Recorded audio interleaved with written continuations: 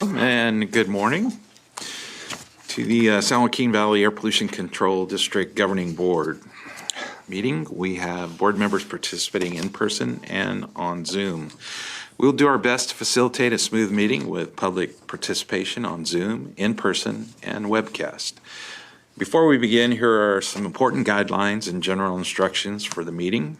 Please silence your other communication devices such as your cell phone or desk phone. This will ensure that we are not hearing any feedback that can interrupt the meeting. During the meeting, all public participants, except for board members and district staff, will be placed on mute by the host. Public members will be asked to unmute when it is their turn to speak. Only board members and staff will be visible on Zoom.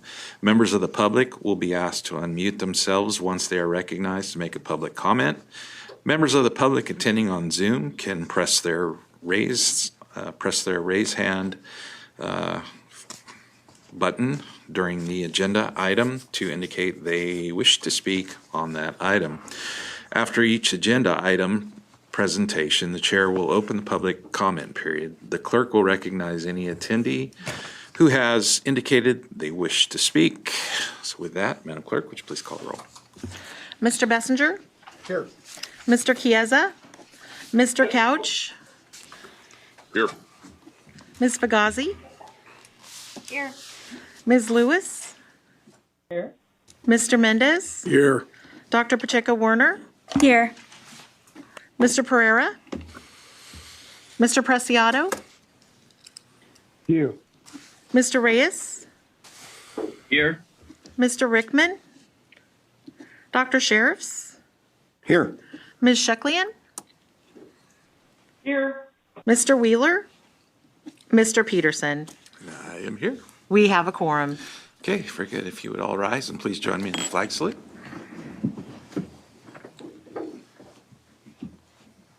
Ready, salute.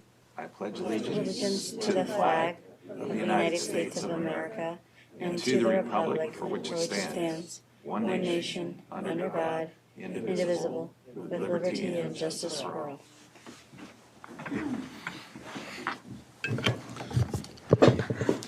Item number 4 is Assembly Bill 361 and District Remote Teleconferencing Update. Good morning. I'm going to introduce this item here today. This item is asking your board to adopt a resolution to enable the continued holding of governing board meetings remotely, consistent with some of the flexibilities that have been allowed under the Brown Act as a result of the pandemic. Since March of 2020, the district's been holding remote meetings consistent with a series of Governor Newsom issued executive orders that collectively modified certain requirements of the Brown Act as it applies to remote teleconference meetings. In June of 2021, however, the governor issued an order rescinding the Brown Act modifications that would become effective September 30th. But since that time, on September 16th, the governor signed AB 361 into law, which provides local agencies continued additional flexibility to meet remotely beyond September 30th, 2021, during a proclaimed state of emergency. However, to exercise the flexibility provided by AB 361 during a current governor-declared state of emergency, this board must determine that either state or local officials have imposed or recommended measures to promote social distancing, or that meeting in person would present imminent risks to the health or safety of attendees to the meeting in person. So due to the ongoing seriousness of the current pandemic situation, as determined by the California Department of Public Health and the federal CDC, and the district's interest in protecting the health, safety, and welfare of those who participate in meetings of the district's various legislative bodies, subject to the Brown Act, staff today recommends that your board adopt the accompanying resolution 21-10-4 directing the district to continue conducting remote teleconference meetings of the governing board, as well as all district subsidiary bodies, such as hearing boards, the and other related bodies with the intent to periodically review this determination every 30 days as required by AB 361. Thank you.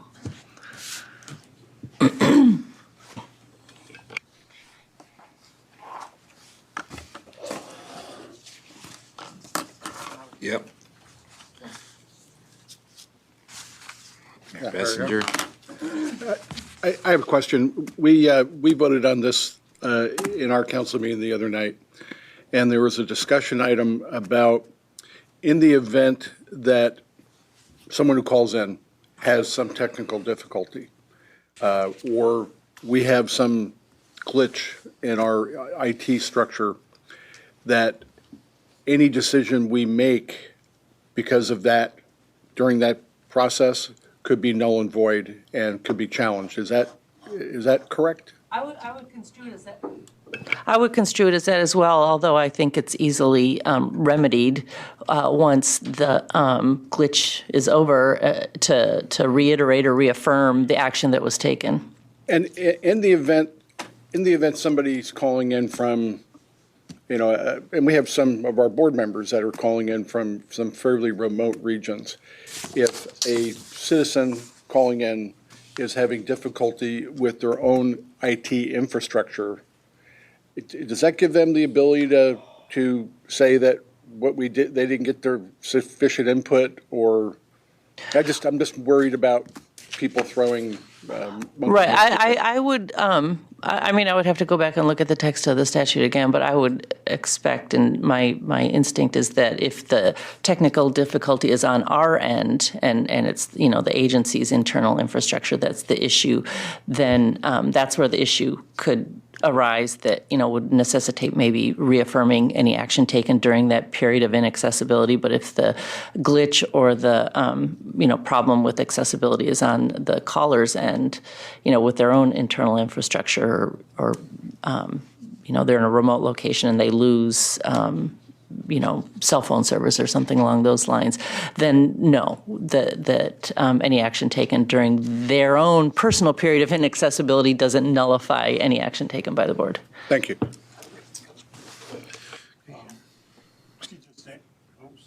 She just answered my question.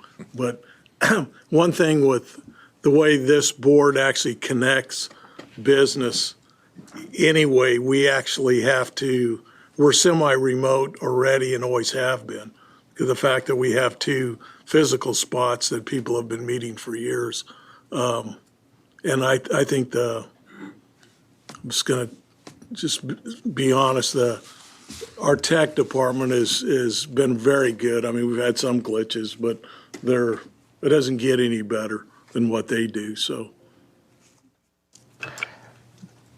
Right. I would view any risk of technical issues with this agency, as demonstrated by the past, pretty minimal. So do we need to take any formal action with this? Yes, the recommendation is to approve the accompanying resolution. And so, yes, we do need action as well as calling for public comment. So with that, we do need to take public comment as well. Okay. So let's do that then. Do we have any public comment in the central office? Seeing none. Any public comment on Zoom? I see no indication of public comment on Zoom. I would move for approval. Second. Very good. We have a motion and second. Madam Clerk, please call the roll. Mr. Bessinger? Yes. Mr. Couch? Yes. Ms. Fugazi? Yes. Ms. Lewis? Yes. Mr. Mendez? Yes. Dr. Pacheco Werner? Yes. Mr. Preciado? Yes. Mr. Reyes? Yes. Mr. Rickman? Yes. Dr. Sheriffs? Yes, be careful the nice things you say about IT. Their heads will swell and they may not be able to fit in their masks anymore. Ms. Schicklien? Aye. Mr. Wheeler? Yes. Mr. Peterson? And I vote aye. Motion passes. Item number 5 is approval of consent calendar, items 18 through 26. All right, very good. Let's So you have them before you, but before we do that, we should go to, is there any public comment on the side? Do we have any public comment in Central? Seeing none, is there any public comment on Zoom? I do see one hand raised. Just, Ms. Statham, this is for the consent calendar. This is not the general public comment item. So I see she lowered her hand. I do not see any indication of public comment on this item. Okay. Motion to approve. Okay, wait. Sorry. Oh, Dr. Pacheco Werner had requested to speak. Sorry, I forgot to press the deal. Just wanted to mention on the appointments, it is the item 26. I just want to point out that I think, I hope that part of the process of onboarding new members onto the Environmental Justice Advisory Group includes orientation about core competencies, about the environmental justice and the purpose of such a group, just because I do think that it's necessary that new members have core competencies to participate in that group. Thank you.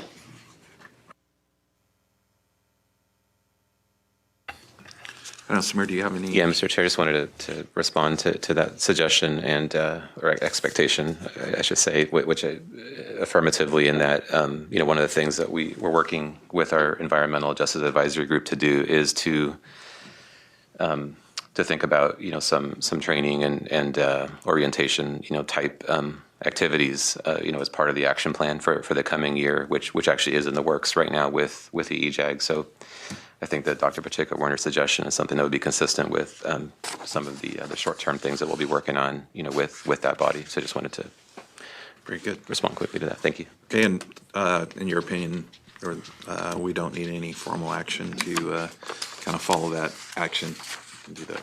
Okay. All right. Let's see. So back to, yes, correct. Second. Okay. We have a motion and second. Madam Clerk, please call roll. Mr. Bessinger? Yes. Mr. Couch?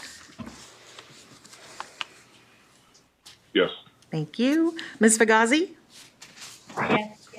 Ms. Lewis? Yes. Mr. Mendez?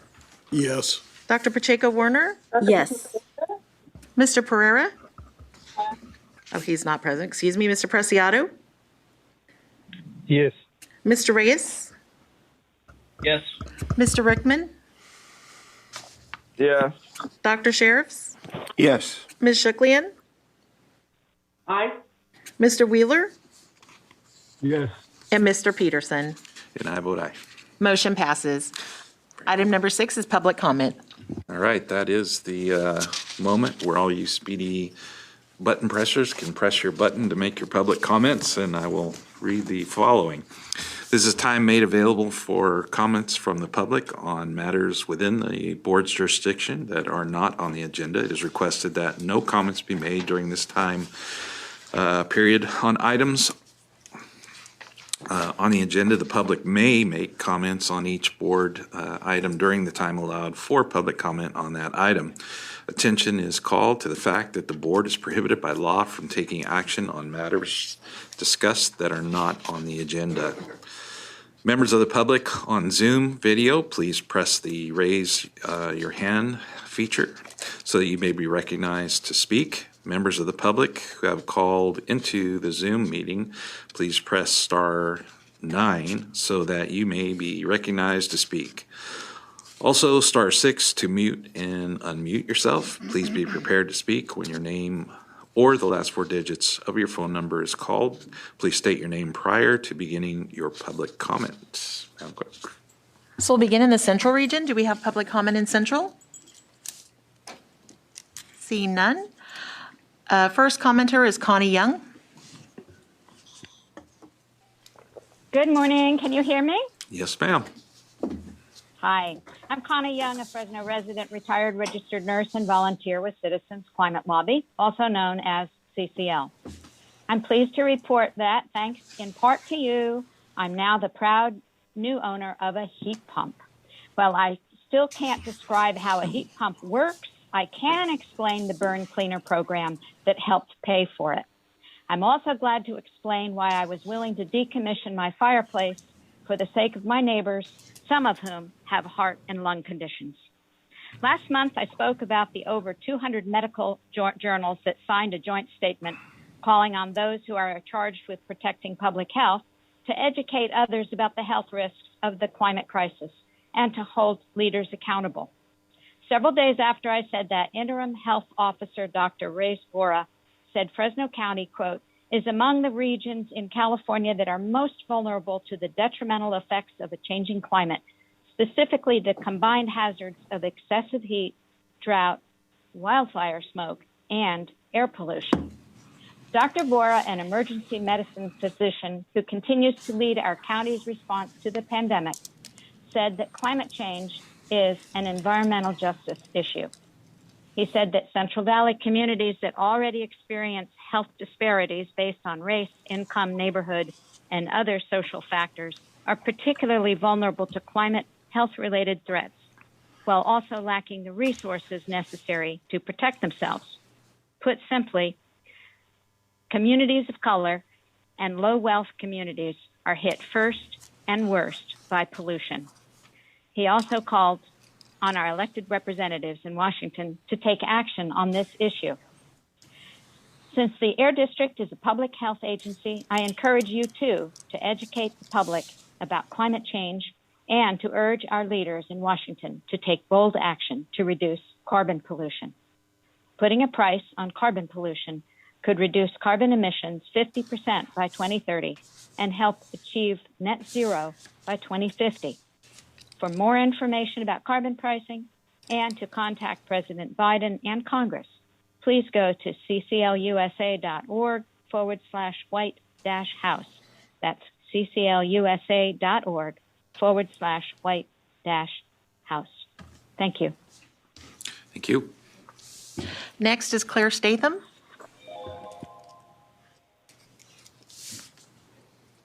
Good morning. Good morning. Good morning. My name is Claire Statham. I am an advocate for ending open hearth fireplace burning. Last month, I spoke about the magnitude of the problem given the number of houses that still have usable fireplaces and the number of people willing to use them. This month, I am offering one practical way of moving us closer to smoke-free winters. When the wood burning rule was most recently revised, I mistakenly the Air District was going to require fireplaces be made inoperable when a house was sold. It didn't. So I am proposing now that the Air District adopt the requirement that before a house with a fireplace is sold, that fireplace must either have an insert installed or the chimney must be plugged and sealed. Would the number of fireplaces rendered inoperable be sufficient to make a difference? Yes. Look at Zillow's Homes Recently Sold in Fresno website, and you will find, for example, that 46 homes have been sold thus far in October. Look at the Home Details feature, and you will find that about 65% of the homes sold this month have no fireplace or have a fireplace insert, and about 35% of the homes have fireplaces. Imagine if month after month, dozens of fireplaces were rendered inoperable when houses changed owners. The result would be a slow but steady reduction in the number of winter fires. How practical is this suggestion? Well, my family has a rental house, and when the tenants moved this summer, we hired a chimney sweep with experience in plugging chimneys to make the fireplace inoperable. He did so by filling the chimney with insulation and placing on top of the chimney a weatherproof cap affixed with silicone sealant. The cost, $160. The Air District should consider paying the seller's cost to have the chimney plugged and certifying that the fireplace at that address is now inoperable. Fresno City Council has recently passed an ordinance which bans cigarette smoking in apartment units because the smoke from one unit passes through the building's ventilation system into other apartments. Well, the smoke from fireplaces most certainly passes from one home to the exteriors and interiors of surrounding houses. If ever there was a time when the public was primed to understand the hazards of breathing wood smoke, That time is now, when we emerge from yet another horrific fire season. Please seize this opportunity to tell the public the time has come to stop allowing a small number of people to pollute our winter air with wood smoke. Requiring that a fireplace be made unable to burn wood when a house sells is an important and necessary step in the right direction. Thank you. Thank you. Through the chair, I see no additional public comment on this item. Item number 7 is star recognition, service, teamwork, attitude, and respect.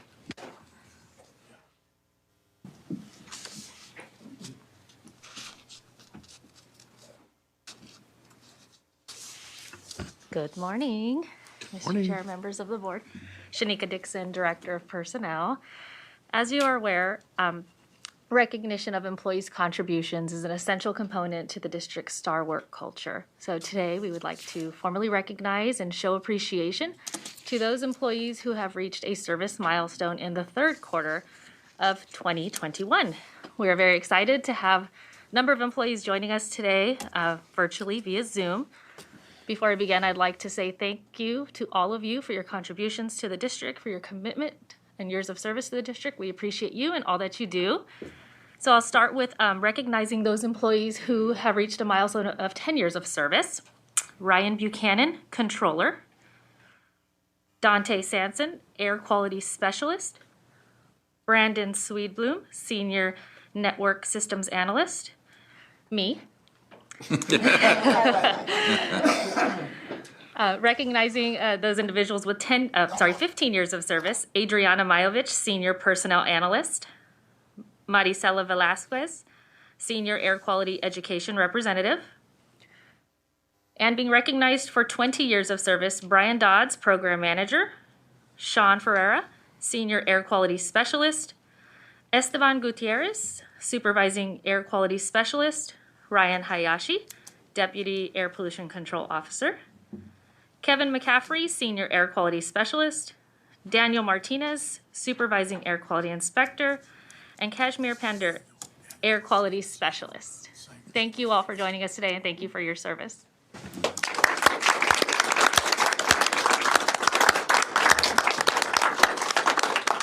Kind of like a Brady Bunch moment. If they'd all start looking to the right and the left, they'd be. Mr. Chair, it also happens to be Ryan Hayashi's birthday today, so I just wanted to embarrass him a little bit here.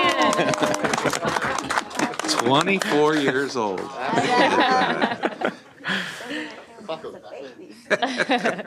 Thank you so much. Have a great day. Item number 8 is recognize Kathy Crump for receiving the 2021 Rodney Schwarzenduber Outstanding Inspector Award.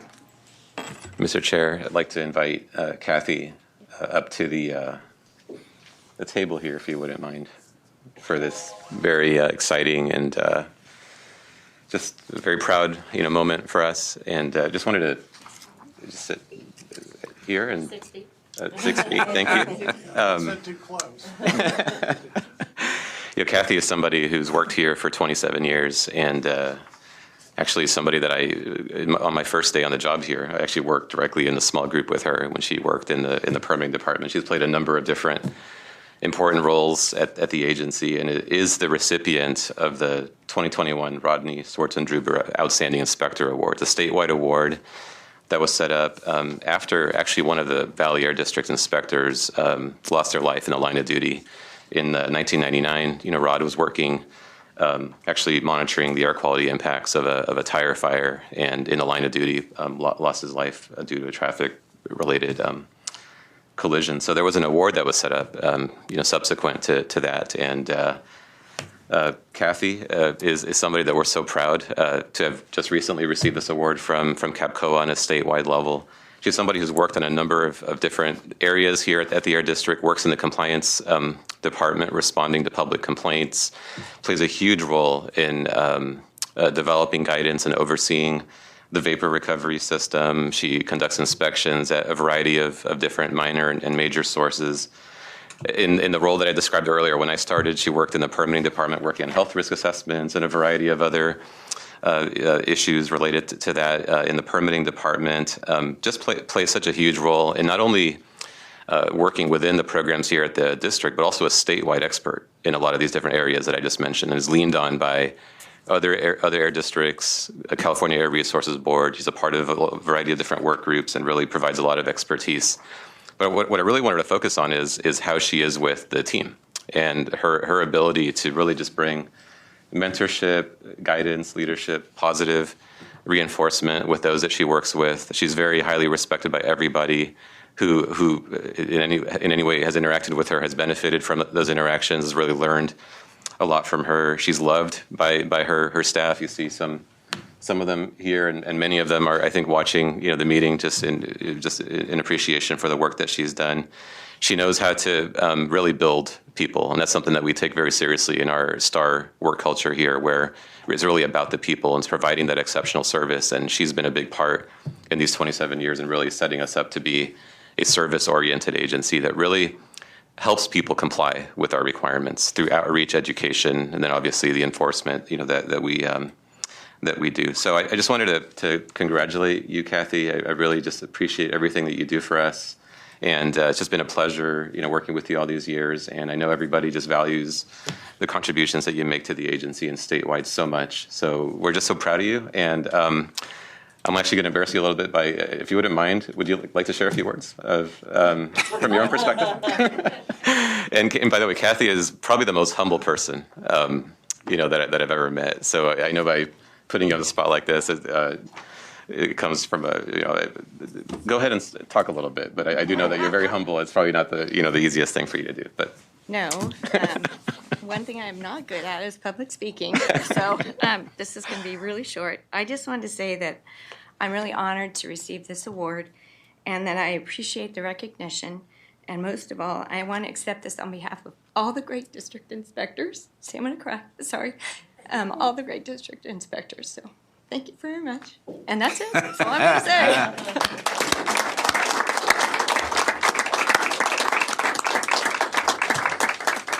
Well, thank you, Kathy, and to all your group. I mean, you are, in the compliance side, you are the interaction with our communities, and the professionalism that runs throughout the organization is exemplified by your interaction with folks out there, and the difficult decisions that we make here.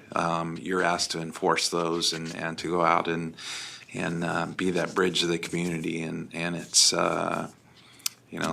invaluable, and we truly appreciate your efforts. And I know it's not easy. Very seldom is any of this easy, but yours is one of those tasks that's requires some thought and some creative ways to interact with the community, and we all truly appreciate that, and appreciate all of your service, and congratulations. Well deserved. Thanks. You bet. All right.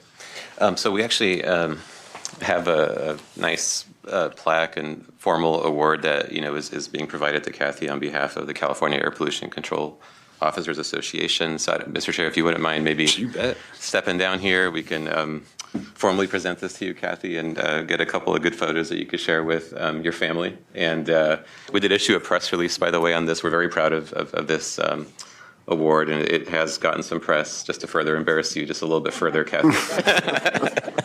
But yeah, we could. I want to see Kathy inspecting the award, going through her moves. For sure.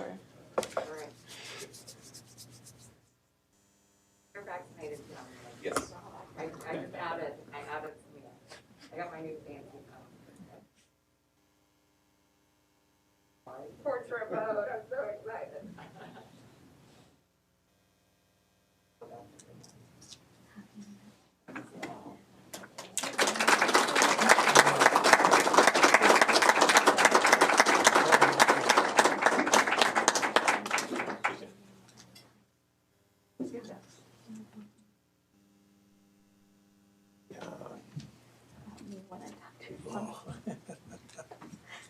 That's usually how it goes. Item number 9 is report on District Citizens Advisory Committee activities.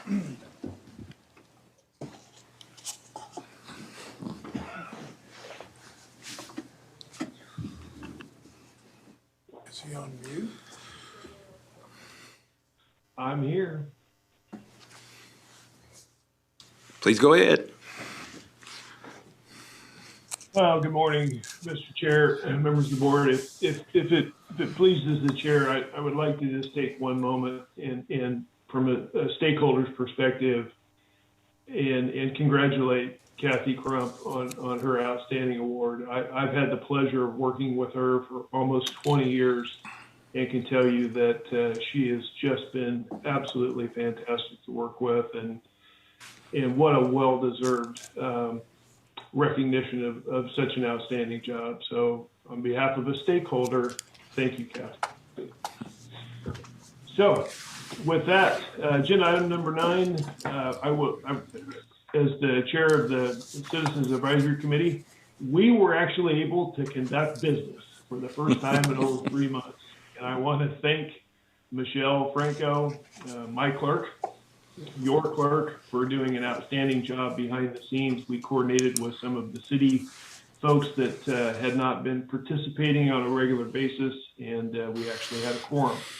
So with that, very, very excited. I think the most knowledgeable thing, rather than reiterating, was the fact that we were able to move Mr. Liba into the primary role for the Environmental Justice Advisory Group, EJAG, and Casey Austin Tibbetts, that took the role of Mr. Hamilton, moved into the alternate. So with that, we've got a good slate of folks that have public health first in mind. So with that, Mr. Chairman, I'll field any questions from the dais if anybody has anything based on the highlights that's presented in the board pack. Very good. Thank you. Are there any questions? See no hands raised. Thank you. Kevin? Have a wonderful day, everybody. Thank you. Item number 10 is receive, update, and approve enhancements to the burn cleaner program. All right. Well, good morning, Mr. Chairman and members of the board. My name is Brian Dodds. I'm a program manager in our Grants and Incentives Department, and I'm here this morning to provide an update and seek your board's approval of enhancements to the district's burn cleaner program. Of the presentation, Alex? Oh, no, thank you.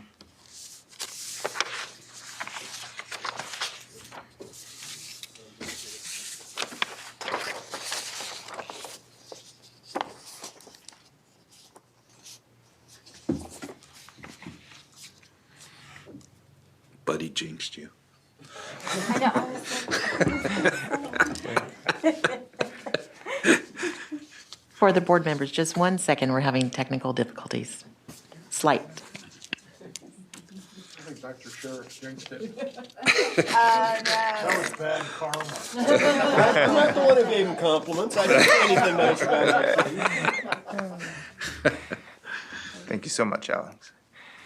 By way of a brief background, the district's 2018 PM 2.5 plan demonstrates how the Valley will reach attainment of federal ambient air quality standards for PM 2.5. This plan includes regulatory and incentive-based strategies to reduce emissions from mobile and stationary sources. As part of the implementation of the PM 2.5 plan, the district developed an enhanced residential wood burning strategy, which included the adoption of enhanced wood burning curtailments in Fresno, Madera, and Kern counties, which were designated as hotspots.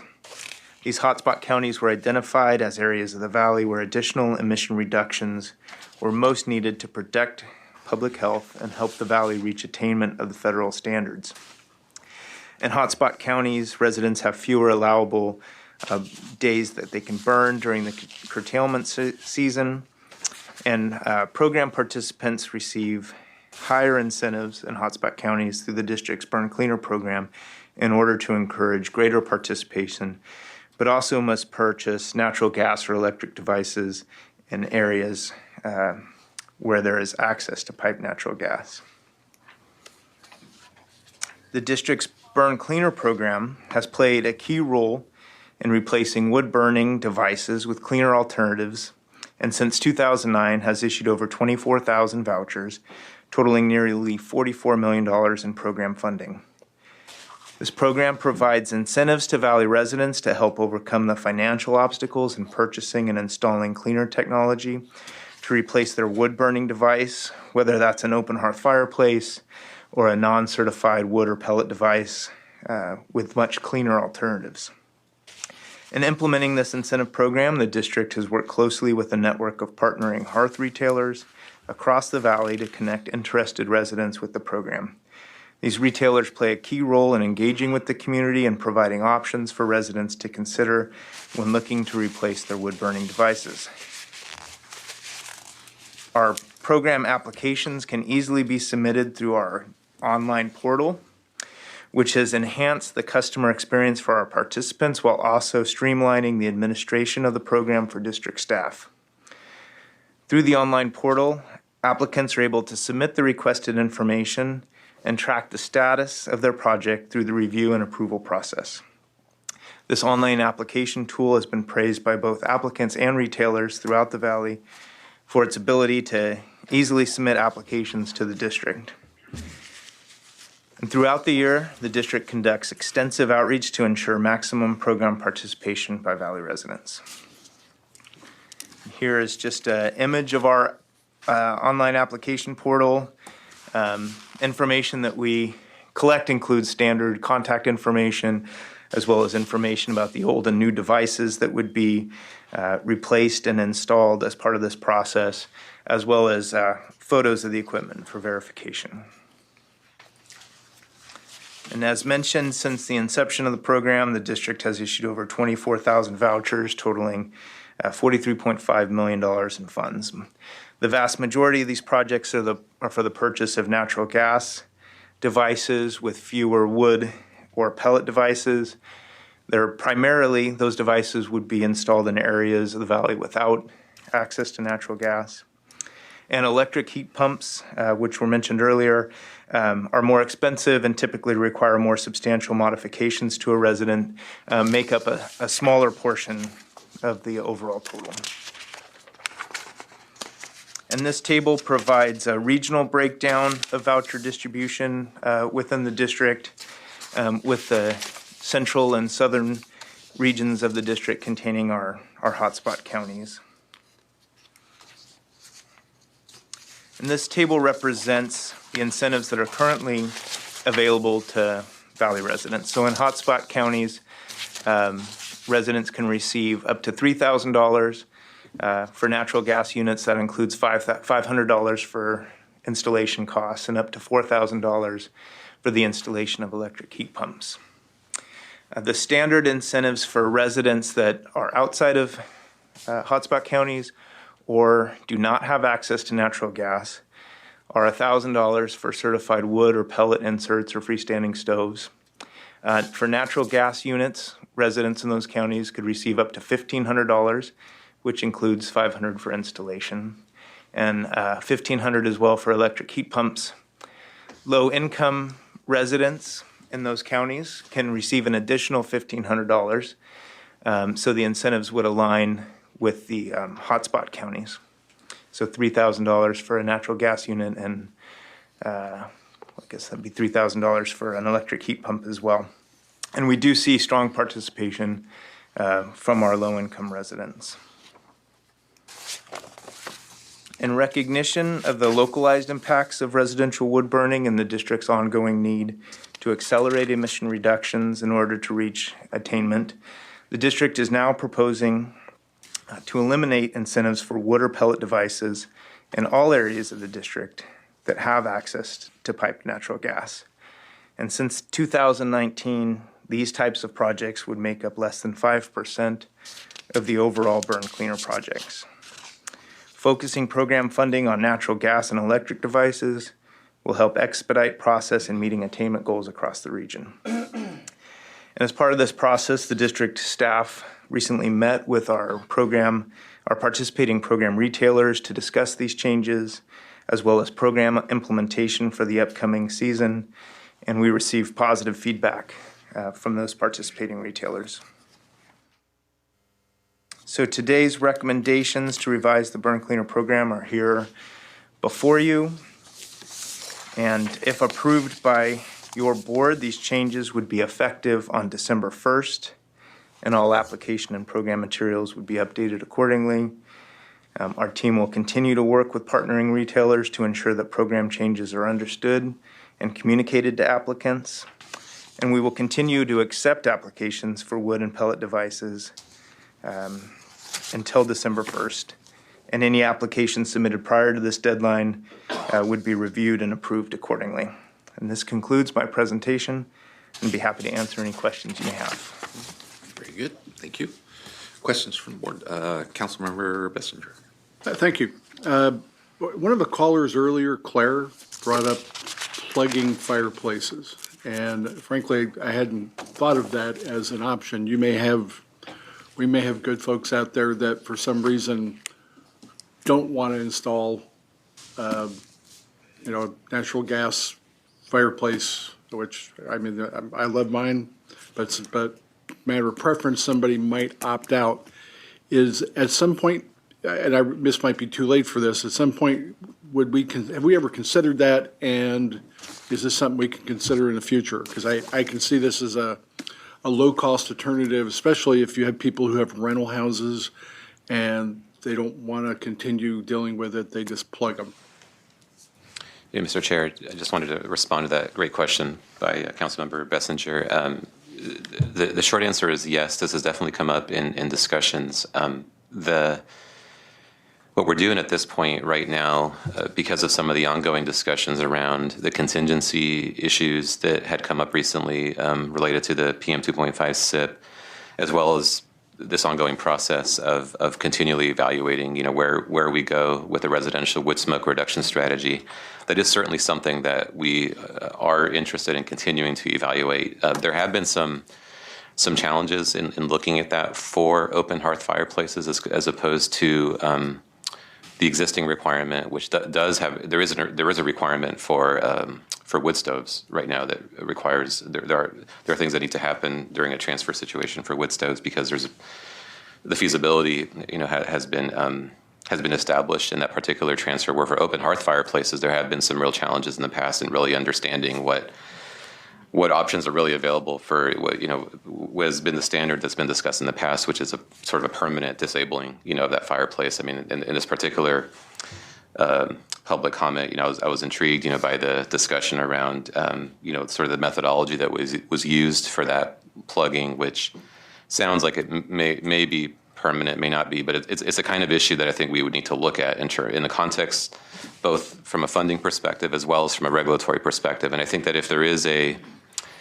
feasible way of doing this, something that can be communicated through the transfer process and working with the Realtors Association and all that. And there is an infrastructure that, fortunately, that I think we've been building, on that front, and that the larger issues around the sales of homes, the transfer process, and what this actually means, in terms of.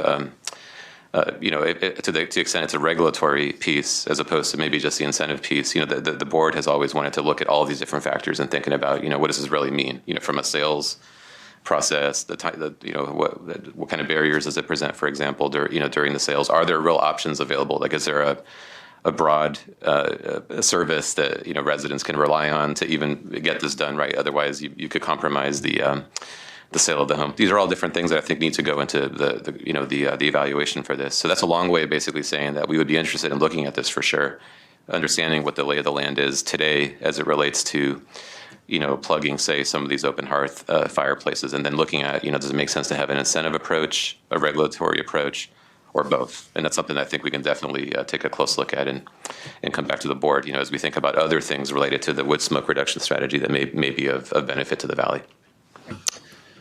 Yeah, just kind of following up on that, I think as someone that managed business and managed risk, the first thing my mind went to was liability in that scenario of, I congratulate the speaker for, plugging her thing in an affordable way, but as that possibly transitions, somebody doesn't understand how that has been done, and then you can all imagine what might occur in a worst case scenario. So I think the liability side of that needs to be a big part of that. My opinion, anyways. Dr. Pacheco-Warner. Oh, Dr. Sheriff, sorry. That's okay. I'll start from the bottom going up. Nope. Yeah, following up on Mr. Bessinger's comments. Only 5% of the projects are people with access to natural gas, which would suggest those are largely what have been called recreational burners, as opposed to people who are relying on the stove for heat. So I think it does highlight that it's not a critical issue for those people. It's not providing their heat. To think about how we might help them. Clearly the finances are not enough to want to go out and buy a lower emitting stove for the amount of time that they're enjoying the hearth, if you will. That's the suggestion. So it just certainly suggests to me that, yeah, it's an important area to continue to pursue. Can you also clarify, to be sure we're not playing catch up, that what are the rules about new construction and open hearths in the valley? Yeah, there are very strict requirements under our rule for open hearth. I don't have them in front of me, but as part of the last action with the rule, we basically essentially phased out, the addition of those. I believe there's some provisions in there for, some very minimal amount in certain situations that, that may be allowed. But the board went through that process during the last rule amendment to really tighten up on those requirements. So for new, it's definitely you don't see that really anymore. There's more of an existing, fireplace issue. Yeah. Good. Okay, Dr. Pacheco-Warner. I just want to say I really support this and the forward-looking piece. I would also, really kind of second Councilmember Bessinger's comments on, and your commitment to look further into both the incentive and regulatory approach on the fireplaces, the plugging of the fireplaces, and I agree with the chair that, we got to look at every aspect of how, what it entails for us to actually be involved in it. But it sounds like something that, we need to help push the technology forward, and really thank you guys for really looking intensively in how to move us forward and away from burning unnecessarily. So thank you. Mayor Pro Tem Lewis. Thank you, Mr. Chair. I just wanted to make a comment in regards to electric fireplaces. In purchasing, at least from the information I have, purchasing a gas insert or an electric insert, the electric fireplace has to have a plug-in device inside the insert area in order to put that into the cavity of the existing wood burner. Now, there are some portable fireplaces out there that are in a box like, the old TV stand-up boxes where you just plug them into the wall, but it's actually a fan behind it that pushes the hot air out into the room. So it just looks like a fireplace and it has the ambiance of a fireplace, but it's really just a portable heater. So I'm not sure if the people who have concerns about that are talking about a portable heater inside of a box that looks like a fireplace, or if there's something else new out there on the market. And that's something that someone can take with them no matter where they go. But it doesn't seem to quite fit the criteria of what we have proposed already and continuing to propose. So that's just my comment on it. Thank you. Thank you. Mr. Chair, I just wanted to clarify a bit on the program as it relates to the goals of the program and the types of devices that are eligible. So the program is really focused on establishing essentially a permanent sort of transition, away from either open hearth or wood stove type current installation. And generally what that means is, with the natural gas conversions, these are pretty elaborate, and, once you put them in, you can't just they're not really just a plug and play kind of a thing where it basically converts that system into that cleaner system. For electric, it's just electric heat pumps. What we don't fund right now are, and you've probably seen these out there in a pretty broad way now, whether it's Costco or Amazon or whatever it might be, but there are a variety of these sort of smaller, less elaborate, kind of plug and play electric looking fireplaces that, you could stick that thing into an open hearth fireplace or stick it on top of your mantle or whatever, wherever you'd like to see that. And those might be a couple $100s or even less if you could get one on sale. Those aren't actually fundable under our program. That's not the kind of project that we've traditionally have wanted to see, with the scale of what we're trying to accomplish, and just recognizing in those cases that they're as simple as taking them, and then somebody could just instantly go back to burning again. Just because of how easy and low cost those types of the systems are. Now, those are the kind of things in the future, as technology develops, if there's certainly other options that accomplish the goals that we're looking for, we're always open to thought process on that. But the only electric options right now are heat pumps, as something that actually achieves that conversion that the board's been looking for, and the other items have not been eligible for funding. Okay. Dr. Sheriff. Well, and just to clarify, it sounds like that might be fundable if it went along with disabling the fireplace. And that might be some sort of incentive package that might be helpful, but we wouldn't otherwise fund a portable heater. Correct. Yeah, and I think there's probably different ways of. Yeah, that's something we can certainly evaluate as part of looking at these other low cost options to render that wood burning device inoperable, right, and get the reductions that we're looking for. Generally, I don't think the cost of those devices has been as much of a barrier, but perhaps if there is a way to encourage that transition to happen, because you're able to say get one of these lower cost devices, I think that's something we'd be interested to take a look at for sure. Okay. With that, I don't see any further questions. Go to public comment. Do we have public comment in the central region? Seeing none.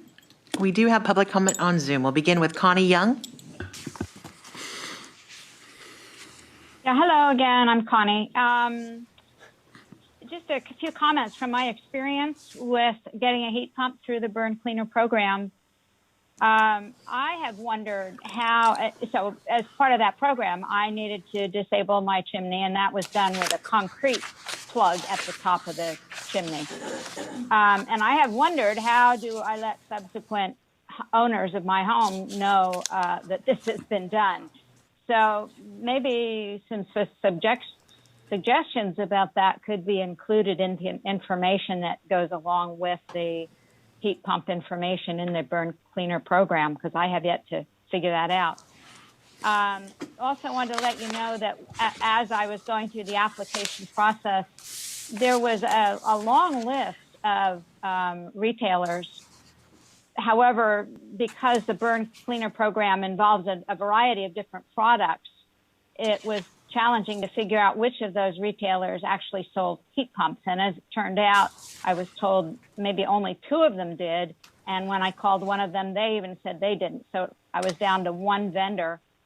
And I finally found somebody else who was so excited about this Burn Cleaner program that he applied for it, that I did have to wait almost a month, during the heat wave without air conditioning, waiting for him to be certified as or authorized as one of your vendors. But I was really grateful that he did that. And that brought up my other concern, which was, as I've been telling people about getting a heat pump and talking to a couple of other companies, it seems like it's the best kept secret in the Valley in terms of this Burn Cleaner program and the heat pump part of it. So I think I saw here that you are planning to increase getting the word out about it, but I would encourage you to do that because it's a great program and more people need to know about it. Thank you. Thank you. Claire Statham. Hi, Claire again. I wanted to make one comment on the proposed rule change, and that is that I think you shouldn't accept any new applications at this point. It said that you would accept them through December 1st. And I understand if there's an application already in that may involve expenses already paid, contractors hired, and so forth. But I think that if an application has not been made, then it shouldn't be accepted at this point. This is a technology that we're moving away from, these wood and pellet stoves, and so we should go forward with that. The other, I just wanted to comment because of my earlier comment that we were very much concerned about the liability and had an entire page devoted in the rental agreement to informing the tenant and making sure that they understood the implications of having the fireplace plugged, and that it was their responsibility should they have any guests who were staying in the house. But I think it's really a matter of informed consent. And I think things like this happen with real estate all the time. So I think that idea of being able to pass on the information when a house is sold or when a renter leaves, I think that those things can be dealt with. And so anyway, I think that it's something worth looking into. And for another time, I'll save comments on the idea that whether plugging a fireplace, the issue of whether it's permanent or reversible and so forth. Anyway, those are my comments. Thank you. Thank you. Thomas Menz.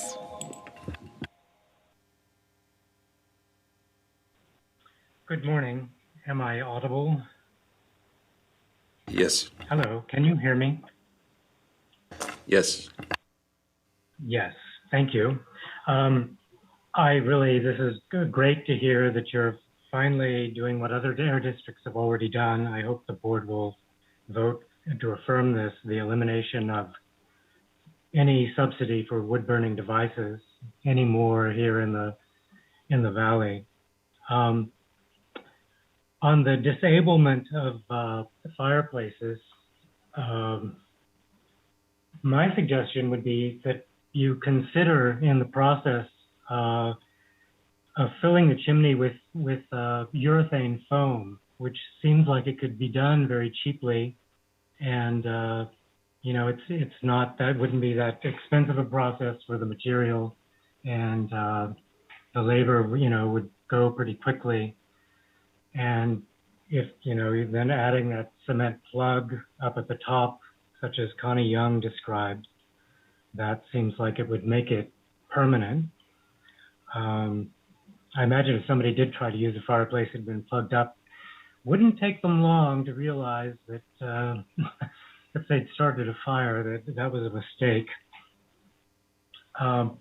Also, since it's come up, I believe Dr. Sheriff had mentioned, what is the status of new fireplaces or new wood-burning devices.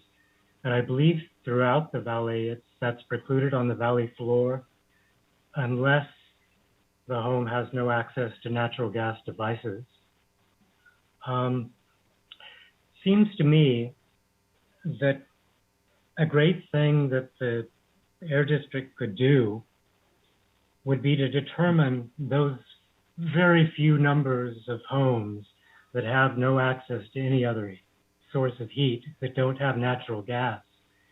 But PG&E has that information. They would love to have a new customer for a heat pump, and they could help you identify all of the homes that don't have natural gas, and there could be an outreach program to those homes. And if there was a requirement, such as the Bay Area has, that those homes be registered, that are, that's their sole source of heat, that they be registered, then you could outreach them and say, hey, we would give you $4,000 for this heat pump, and you won't have to deal with the wood and the grime and the and the smoke, and you could eliminate this pollution source from your own home as well as for your neighbors. And if you had that requirement, approach PG&E. I think that's something that you could look at as far as contingency measure. Thank you. Thank you. Through the chair, I see no additional public comment on this item. Okay, very good. We'll bring it back to the board for discussion or action. Move adoption. Chair? Yes, sir. Yeah, I'm sorry I didn't punch it earlier before public comment, but this is Tom. This does not affect Eastern Madera County or Eastern Fresno County, right? In the mountains? That would be correct. In areas that don't have access to natural gas, this would not make any changes to what they would be able to purchase and install. Okay, I just want to make sure that, and I'm sure Tulare and Kern County has some of those too. So, okay, that's all I care about. Thank you. Yeah, I think following up too, one of the other things to think about as we move forward in the affordability and especially in, challenged regions of the state, there's proposed 18 to 22% increases in power that are going to go to the PUC and in very short order. So yep. The affordability of these things is not going to be the same in about 6 months if it passes. Mr. Chair, I just wanted to say, there were a number of ideas that were raised today that, we're always interested in pursuing. I want to express our appreciation for those comments. As we keep working on this wood smoke strategy, we continue to demonstrate to EPA that our measure is actually the most stringent measure out there. So when we talk about, other districts are doing different things, we do look for different examples, but we actually have the most stringent measure in totality. And so I always appreciate more ideas to continue evaluating these different opportunities, and just wanted to highlight that is something that EPA has continued to reaffirm, with our rule. And that's always a testament to your board, really continuing to think about ways to improve, what we've been doing here. Very good. Thank you. Thank you. So back to the board for action on the item. Made a motion. You did? Okay. Is there a second? Second. Right, we have a motion and second. Madam Clerk, please call the roll. Mr. Bessinger? Yes. Mr. Couch? Yes.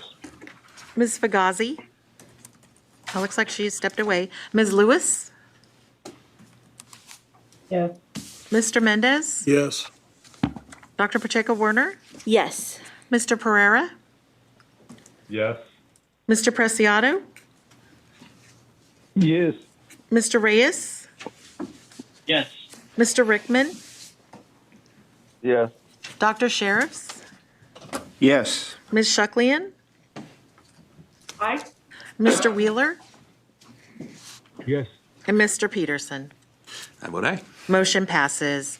Item number 11 is district engagement on current state and federal climate initiatives.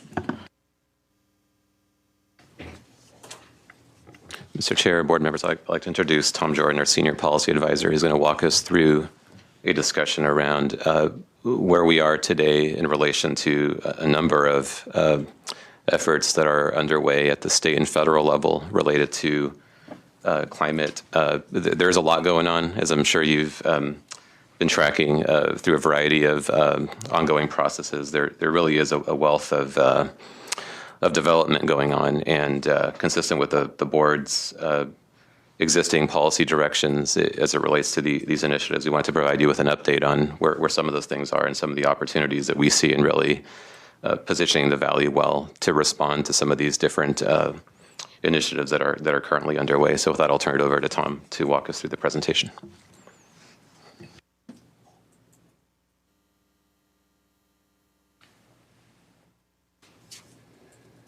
All right. Thank you, Samir. Mr. Chair, members of the board. So back in 2006, the state of California adopted AB 32, which was a first-in-the-nation effort to address greenhouse gas emissions. It was a comprehensive strategy that included a variety of regulatory components and market mechanisms to reduce emissions from greenhouse gases throughout the valley or the state's economy and in all aspects, including fuels and a variety of other things. Following the state's adoption of AB 32, the board adopted a variety of positions dealing with the climate issue, and to make sure that the activities at the state level worked hand in hand with our activities and our mission to improve air quality and public health in the valley. Those positions that the board adopted recognize the potential impacts that a changing climate could have on local air quality, encourage the state to adopt measures that would reduce both local criteria pollutants, toxic pollutants, and greenhouse gas emissions, and encourage the state as they developed controls for greenhouse gases to prioritize those measures that would actually get co-benefit reductions in criteria and local health impacts. We also offered to our partners here in the Valley to provide technical support to cities and counties and others as they dealt with the greenhouse gas issues, including cataloging the emissions from their communities, CEQA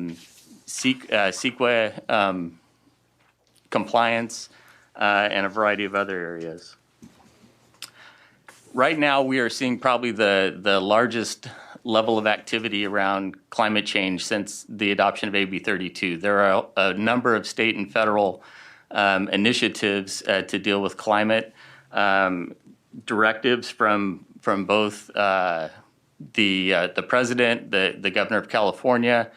And so the purpose of today's item is to make sure that, as in the past, per your current policy direction, we are well positioned to make sure the Valley takes advantage of opportunities as those initiatives are implemented. Along with AB 32 and later SB 32, one of the things that the State Air Resources Board does is adopt a scoping plan to basically show what they plan to do in the coming years to address climate emissions. And right now, CARB is undergoing that activity, which will be adopted in 2022. They're looking at a variety of scenarios to reduce climate emissions with targets to meet in either 2035 or 2045. And so we're looking at that and looking how that interacts with our efforts to attain health-based air quality standards. Additionally, the governor's adopted a number of executive orders, one dealing with all manners of transportation and the transition to zero emissions for cars, trucks, off-road equipment. There are a variety of different deadlines based upon the type of equipment that range from trying to phase to zero emissions by either 2035 and 2045. As we interact on those issues, there are a number of state incentive programs and regulatory strategies, and we try to make sure that as that longer-term transition happens, the state is also focused on the need for near-term emission reductions for air quality purposes. There was also an executive order dealing with working lands and addressing biodiversity and conservation, and there's a lot of interaction both at the forest level and for agriculture through the state initiatives to achieve that executive order. Concurrent with the scoping plan, the state is also updating its mobile source strategy to show how they plan to meet those timelines laid out in the executive order and to meet other both legislative and deadlines that have been placed to transition to zero emission vehicles. The mobile source strategy, similar to the executive order, includes a number of incentive ways to get there, as well as regulatory timeframes. And we continue to look at that and make sure that, again, our near-term issues are kept in mind as the state looks for long-term issues, and that we are positioning the Valley to maximize the benefits under the incentive strategies.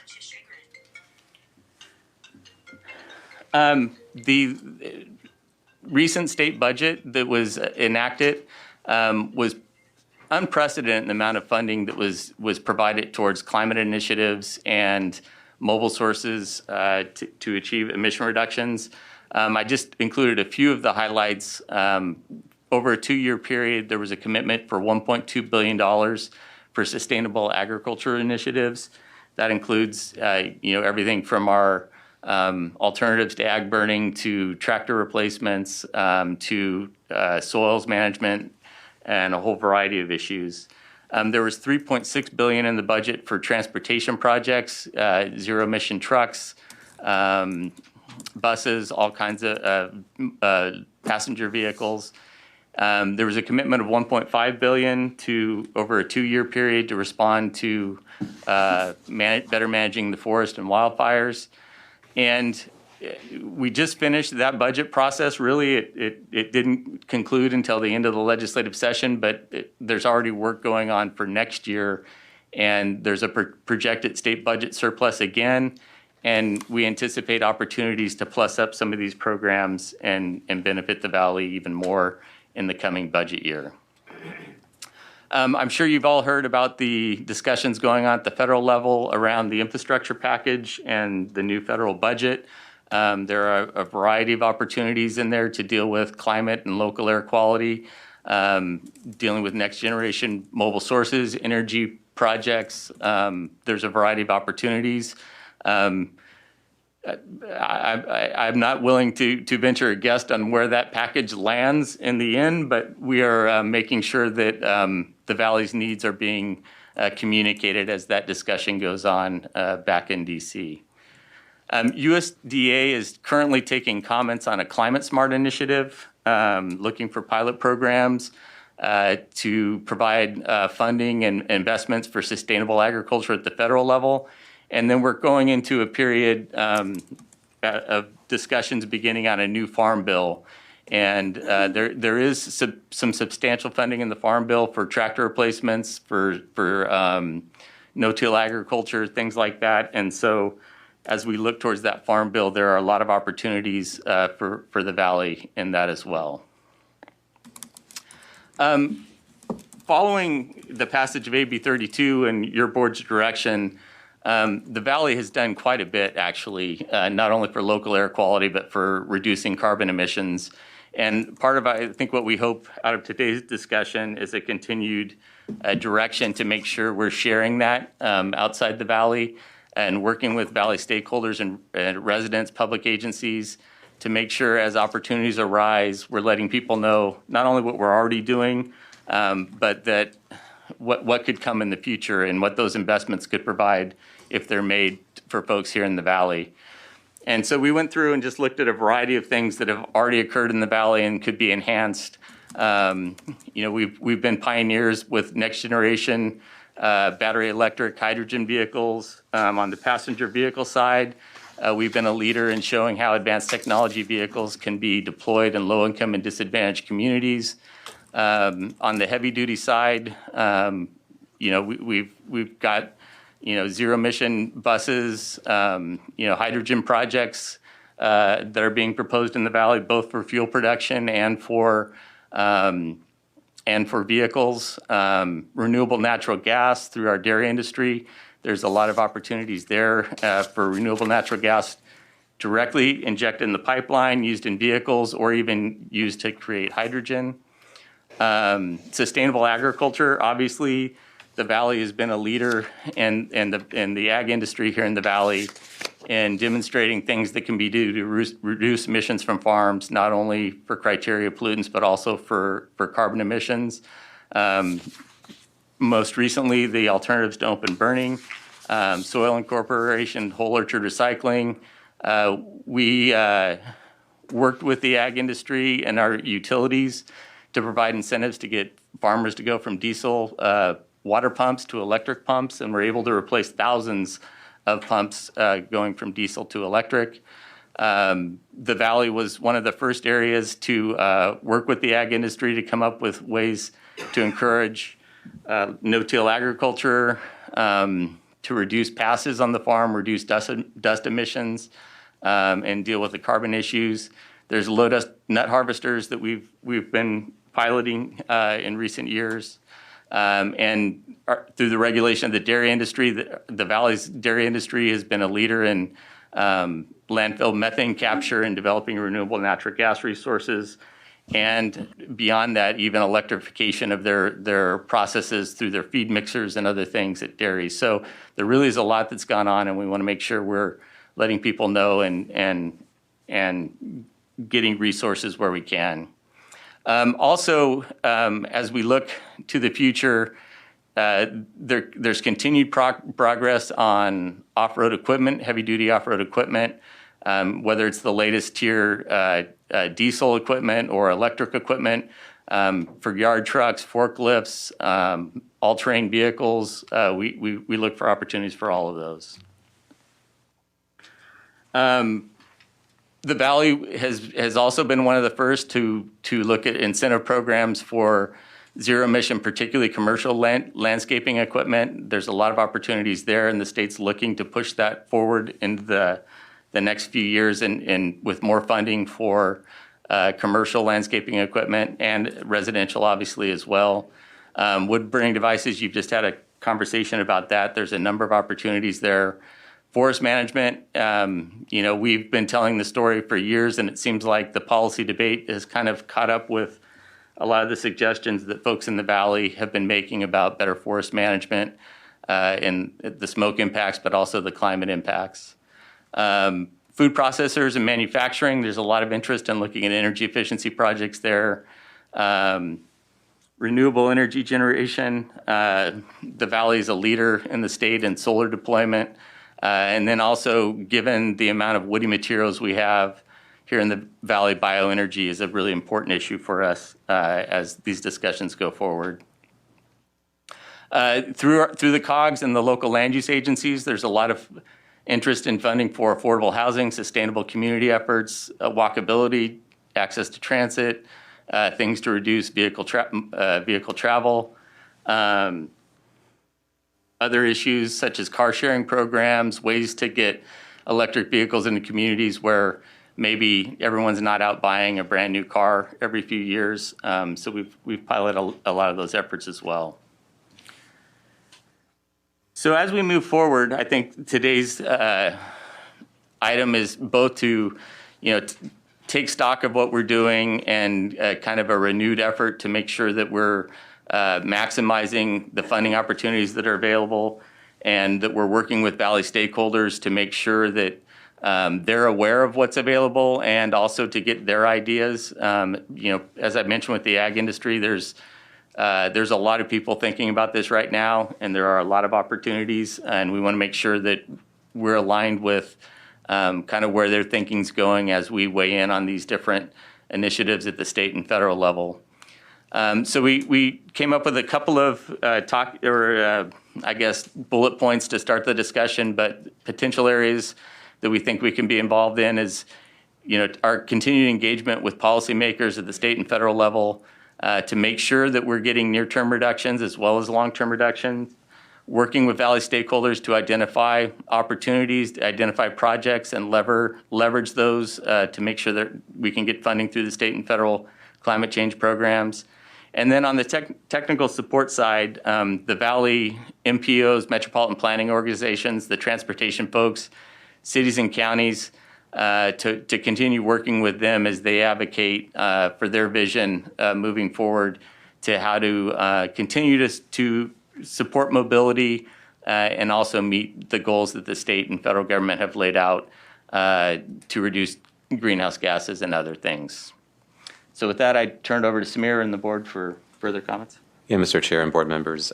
So thank you, Tom, for that. And certainly, we have outlined in the item and through this presentation some of the core ideas and opportunities that I think we can be very helpful in supporting, with the goal of really continuing to bring a substantial amount of resource into a region that I think is really doing quite a bit, but in the context of our attainment plans and other challenges that we clearly have here, could benefit significantly from potentially under a lot of what's what's happening right now. So it's certainly not meant to be a fully exhaustive list of some of the things that we could be doing. Absolutely looking for any other ideas that you may have, and really just with the goal being of this item to just get direction from our board to continue supporting these efforts that the board has worked on in the past. But I think given just the substantial issues that are going on right now as we speak, just want to make sure that we're having a good discussion and exhausting the effort here to work on these issues. So with that, Mr. Chair, I'll turn it back over to you for discussion. Awesome. All righty. Dr. Pacheco-Warner. Yeah, thank you, Chair. I really applaud the district in their intent to engage on these issues, to secure funding for the great things that our different stakeholders are doing to move our regulated emission goals forward. I really personally see the co-benefit in engaging in the climate change conversations as a way to ensure that the Valley is represented in the policymaking and the resource allocation. I can say from experience, one of my personal goals at Carb is to do a similar representation and see how easy it is to forget the Valley if someone isn't there at the table reminding them, and so it is a really, really key role that I think the district is very appropriately suited for. Thank you. Thank you. Supervisor Wheeler. Thank you. Yeah, I just this climate change, it's here, and we all got to live with it. And what's been really good for, we're talking about the valley, but we're also talking about the mountains. So forest management. And so thank you, Tom, for bringing that in there too. But what's really been happening lately with all these great big fires these last 3 or 4 years, everybody blames it on climate change, but the biggest problem is that we haven't managed our forests for 30 years ever since the spotted owl came into play. We cut down 100 of our 120 sawmills we had in California. So Sunday, actually it was a couple of weeks ago, they had an article in Sacramento Bee, which I put all over Facebook. And this Sunday, October 17th, it was in the Fresno Bee. They put it in there about how wildfire scientists push back against environmentalists. Chad Hansen, he's been the biggest sewer of all the Forest Service projects in any time in our state of California on any kind of project that's been in the forest. And there's over 200 scientists now that are bucketing. So I think the tide is turning to realize now that we've had all these monstrous fires, a couple of them are still going in Tulare and Fresno counties, and they are realizing that if we don't start managing our forests, we can do all we want to about cleaning the air in the valley, but when we have these days with those big fires, you've seen what it's been the last 2 or 3 years. In the first one earlier this year, I had days that I had my inside fans on again, and they were turning black as bad as the creek fire did last year. So we finally got, I think the people are realizing they've got to buck up and start managing our forests like they should be. And I'm proud that we passed our rules a couple, 4 or 5 years ago to help, facilitate national parks, the Forest Service, and BLM to be able to have these control burns and start cleaning some of that understory brush and stuff in our forests. So thank you, Tom. Thank you for that report. I love it. And I think we're going to be seeing some changes in our forest management here shortly. Very good. Thank you, Supervisor. Vice Mayor Fugazi. Thank you so much, Chair. I'm really happy that this item actually is on our agenda. I don't know, if we were in my classroom, I could show you more, but up on my wall, you can see, climate is something I discuss in my class when I was teaching.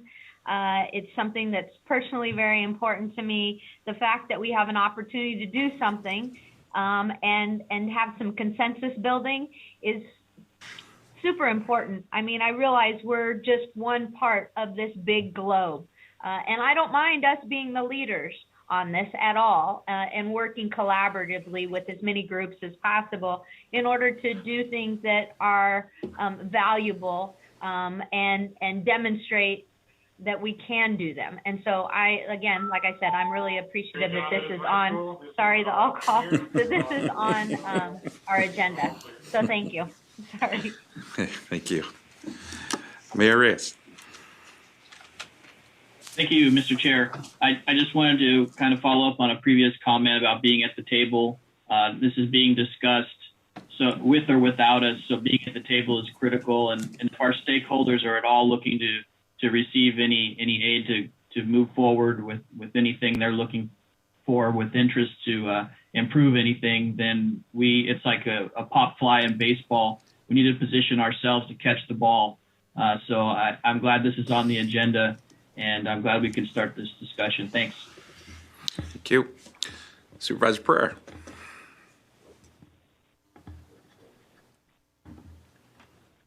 Thank you, Mr. Chair. Yeah, I just want to continue to thank and encourage our staff for doing such a wonderful job. You know, as a board, we give direction, but it's really you that carry the weight.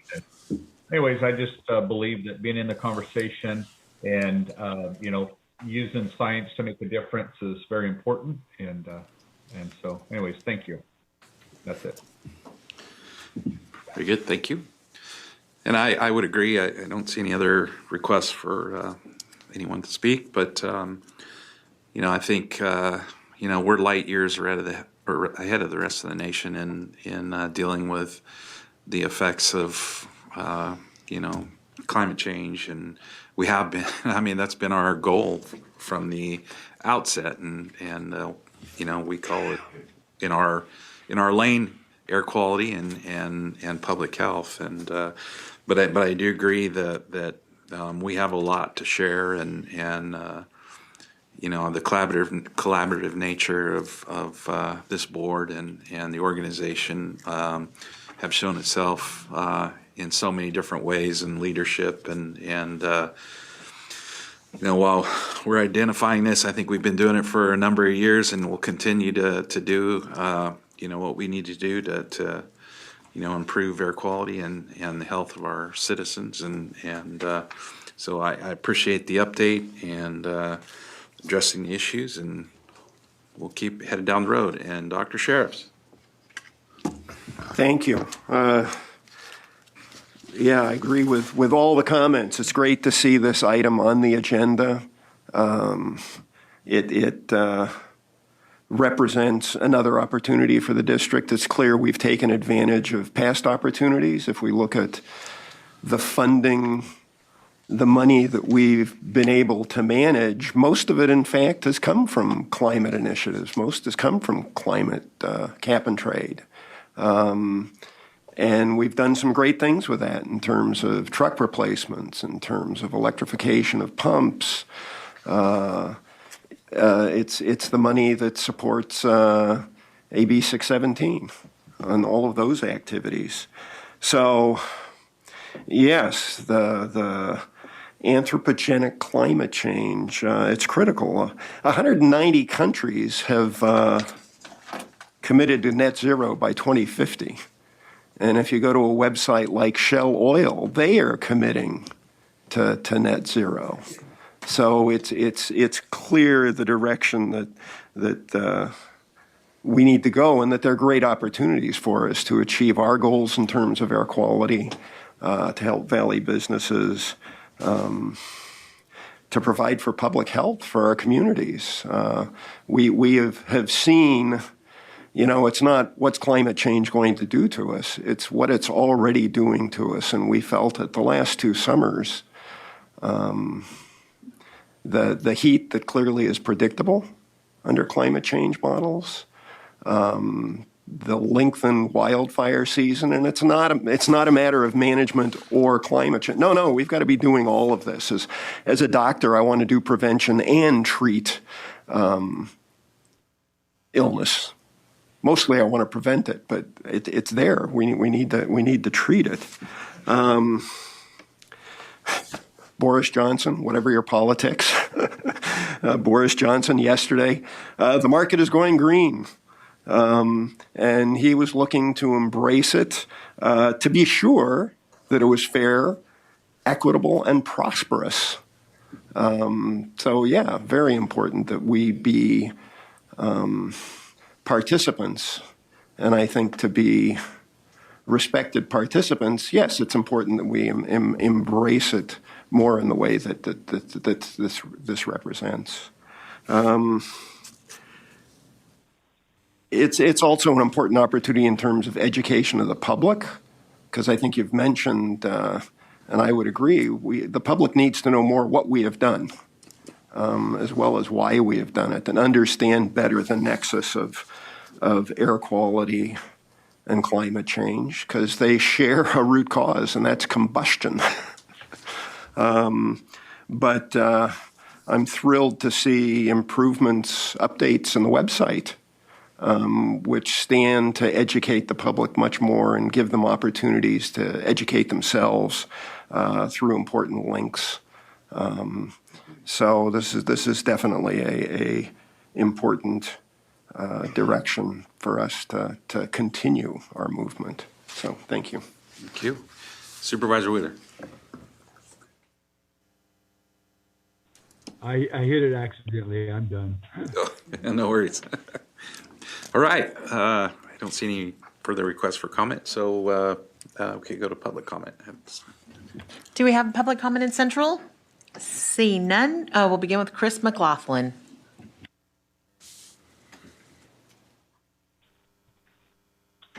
Good morning, Mr. Chair, members of the board, and district staff.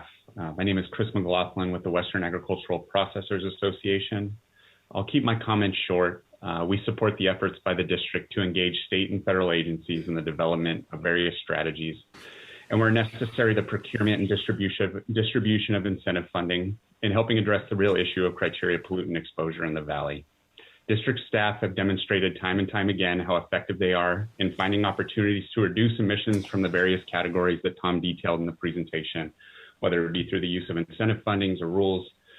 These cumulative reductions benefit all of us as citizens in the valley. Thank you for the time. Thank you. Next is Shada Azamian.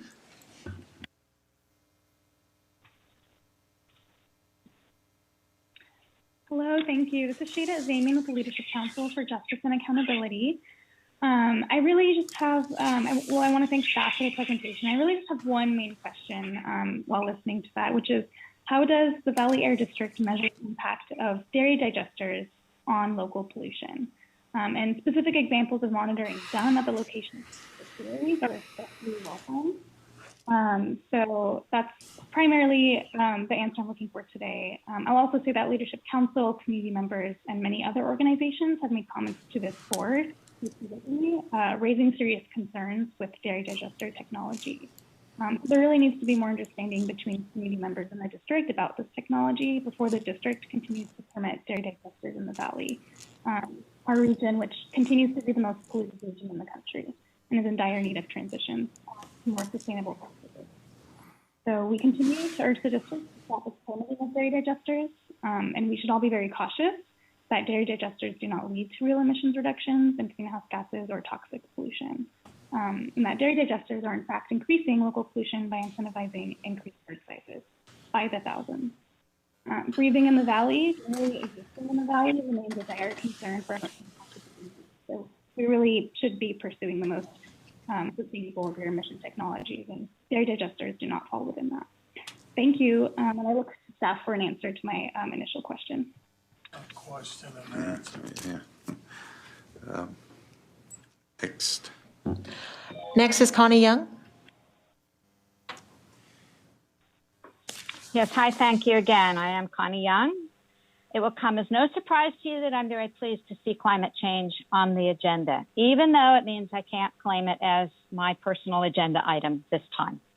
I'm also heartened by the comments that I've heard from you board members about this topic. So thank you for that. I agree with the recommendation that you participate in more federal, state, and local initiatives designed to reduce greenhouse gas emissions and criteria pollutants. Climate change and air pollution are interrelated, and both must be addressed if either are to be solved. American democracy means government by and for the people. With that in mind, I'm proud to live in a state in which the people have elected representatives who, for the most part, recognize and are proactive about the risks posed by the changing climate. We, the people of California, have put our values into action by leading the nation and, indeed, the world in responding to climate change and creating a vision of a better world. Our air district has already taken the lead in many cases and has reaped the benefits of this proactive thinking from the state, having accepted billions of dollars from California's cap and trade program, which is intended to address climate change. Despite cap and trade, the state's economy has thrived, as indicated by this and next year's budget surpluses. The initiatives you describe will help create a California I will want to live in, a California with bluer skies, cleaner transportation, and more energy-efficient buildings and equipment. Who wouldn't want a quiet, clean, and low-maintenance electric vehicle? As a cyclist and pedestrian, I look forward to more walkable neighborhoods and mass transit. By all means, let's support our hardworking farmers as they transition to cleaner energy and using regenerative practices that reduce dust, smoke, and harmful chemicals. And I'm glad to see the heightened attention being given to communities that have, as Dr. Bora said, been hit first and worst by pollution, and I would add by the impacts of climate change. I agree with Supervisor Wheeler that enhanced forest and land management practices are necessary, as long as it also addresses the effects of our warming climate. And by the way, Supervisor Wheeler, I appreciated your co-authoring that op-ed on the water problems in Madera and the work that you're doing in that with that problem, which also is a result of the impacts of climate change.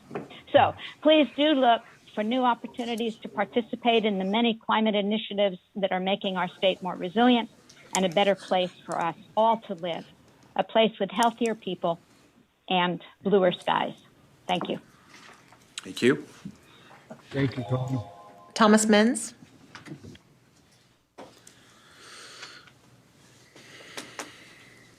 Hi, good morning. Thomas Menz of Fresno County once again.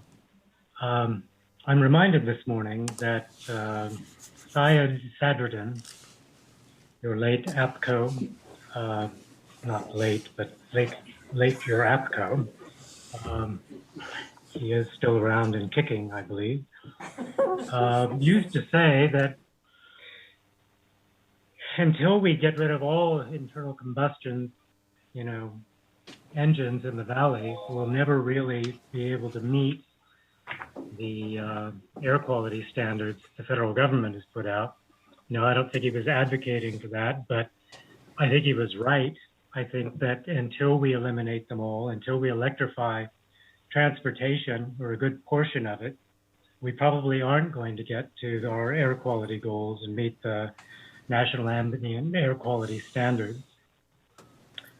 So as far as I can see, there are no air quality goals that don't also enhance climate goals, and vice versa. There are no climate goals that don't also enhance air quality. Those two things go hand in hand. I can't think of a single example, and if somebody has some idea that would contradict that, I'd love to hear it, but I don't believe that there is such any disparity between those two goals. I am concerned at the mention of bioenergy.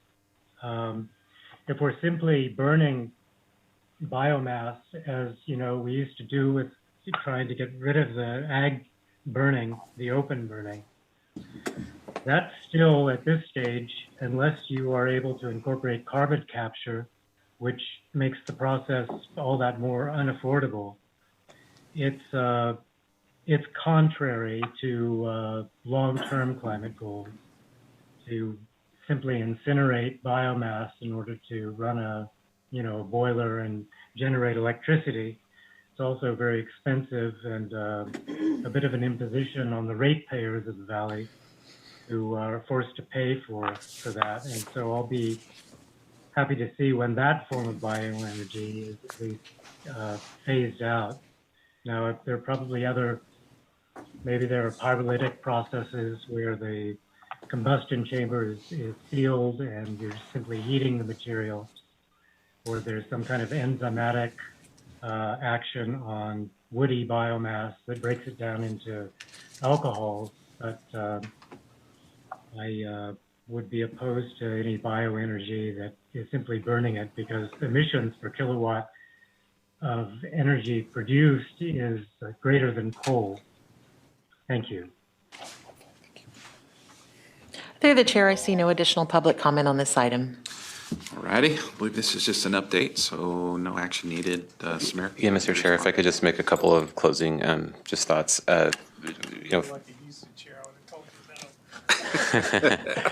With the chair's permission. No, I just wanted to first just appreciate the board, and I do feel like with the direction comments that were raised that we have broad support for continuing this level of engagement. I wanted to note that a lot of the strategies that have come up in questioning and comments, whether it's dairy digesters or bioenergy or other categories, these are actually state created and not only funded but legislatively and policy established initiatives. So in the case, for example, of bioenergy, there are incentives available for power purchase agreements. For on the electric side, there are other incentives available for the generation of renewable gas on the pipeline side.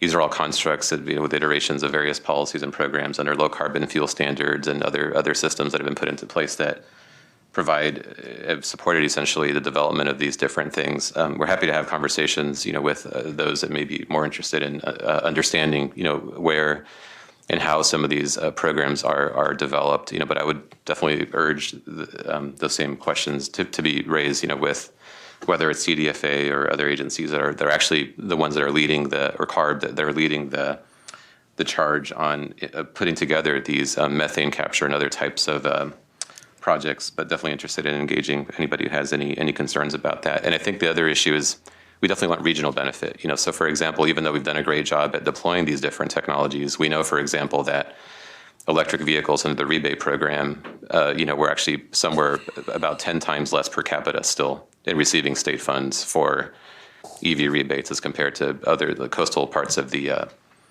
state. So part of this is also making sure that as strategies are deployed, that we're getting as much of that, that there's equitable distribution of those resources into our region, and that's something that we pay very close attention to as well as part of this, and that's consistent with what was discussed with the board. So I just wanted to note those two things and appreciate the feedback from the board. Thank you. Thank you. Item number 12 is accept and appropriate $750,000 in state funding and approve new wildfire smoke clean air centers for vulnerable populations incentive pilot program. All right. Good morning, Mr. Chair, members of the board. Todd DeYoung, your Director of Grants and Incentives. I am here this morning seeking your board's approval to accept and appropriate $750,000, as Michelle stated, for the district's new Clean Air Center pilot program. And so just by way of a very brief background, you're certainly aware that California is currently experiencing worsening drought conditions, which elevate the severity of wildfire impacts. In fact, the next item after mine, you will be receiving a detailed update on the current status of wildfires here affecting the valley. Air pollution generated from wildfires is enormous and can well exceed the total valley industrial and mobile source emissions, as was talked about earlier. Excessive PM and ozone concentrations that cause significant impacts to public health. During these events, the district does prioritize providing accurate and timely health protective air quality information to the public. And as such, significant district resources are dedicated to the public notification of air quality conditions, and then steps that the public can take to protect their health. These include collaboratively working with the public, the media, land managers, schools, county and public health officers, and other stakeholders to disseminate critical information at critical times. There are various online resources that are made available during these periods of time, including the district's Real-Time Air Advisory Network, or RAN, EPA's Air Now site, both provide residents with current conditions in their area. We work closely with the National Weather Service to issue air quality alerts as necessary to protect public health. And then we're very active on our social media accounts, including Facebook, Twitter, Nextdoor, Instagram, and others during these periods of time. So during wildfire events, providing accurate and timely health protective information is a priority for the district. The district and other Valley Public Health agencies urge residents during these times to take certain actions to stay safe. A couple of examples of these actions, including staying indoors in a clean air space when you can, and also the use of portable air cleaners or high-efficiency filters that remove fine particles from the air. The new State Clean Air Centers pilot program furthers that goal by helping to create a network of easily accessible facilities to help minimize health impacts and effects of wildfire smoke in vulnerable district communities. This new program was established by AB 836 in 2019 and provides the district up to $750,000 in funding for grants to pilot the concept of creating a network of clean air centers in the Valley. The state has developed general program guidelines in consultation with Air District and other stakeholders. It provides the district, which is a key point, it provides the district with the discretion and flexibility to select the projects that will create the clean air centers that most effectively protect the Valley vulnerable residents. Eligible participants for this new program include schools, senior centers, community centers, library, sports centers, and other public or private facilities within the district. So to be eligible for this program, a community must align with one or more of the criteria listed below. The first one being cumulative smoke burden. Those two sub-bullets there are examples of how we may indicate or how we may determine cumulative smoke burden. That would be multiple days at or above the unhealthy category in the AQI index. It could also be based on the number of health advisories issued due to wildfire smoke. Next is the proximity to vulnerable populations. There are several options here on how these are determined. One is a CARB designated AB 617 community. As you know, we have 4 of those here in the Valley. So those would qualify as obviously a vulnerable population. Community served by a low-income school, and that's based on a school or school district's participation in the free and reduced lunch program. The disadvantaged community or low income status according to the Cal Enviro screen model. And again, that relates to cumulative burden in these communities. And then on lands that are federally recognized as Indian tribes or other California Native Americans. And so based on the extensive wildfire impacts that we see throughout the Valley and the large number of low income and disadvantaged communities within the district, we anticipate that a majority of the Valley communities would be receiving priority under these criteria. So there are 3 potentially eligible project types under this pilot program in the state guidelines. The first would be facility or filtration ventilation upgrades. That's actually upgrading the HVAC system in a particular location. High-efficiency air filter purchase is basically just purchasing new high-efficiency air filters that go in existing systems, and those would be required to be at that MERV 13 level that we've talked about in previous items. And then the third one is portable air cleaner purchases. And so given the limited available funding that we're going to be receiving here in the Valley, that's $750,000, we're proposing to prioritize that funding on the purchase and deployment of these portable clean air filters. It's necessary because we need the flexibility to shift locations based on the localized smoke impacts. And these portable air cleaners will provide us the best option to quickly and effectively deploy these units where they're needed most. However, as part of this program, and because it is a pilot program, we will also gauge interest in those other eligible strategies that are eligible under the Carb Guidelines. And sort of that last sort of eligibility criteria is obviously that the facilities that are chosen have to be capable of opening to the public during these wildfire events. So that's a big consideration, that they have to be able to accept folks during these wildfire and these smoke impact events. So as we do with several of our programs, we're proposing a regional distribution based on population. This table shows what that population breakdown and associated Clean Air Center funding breakdown would be once you take out the district administrative funds.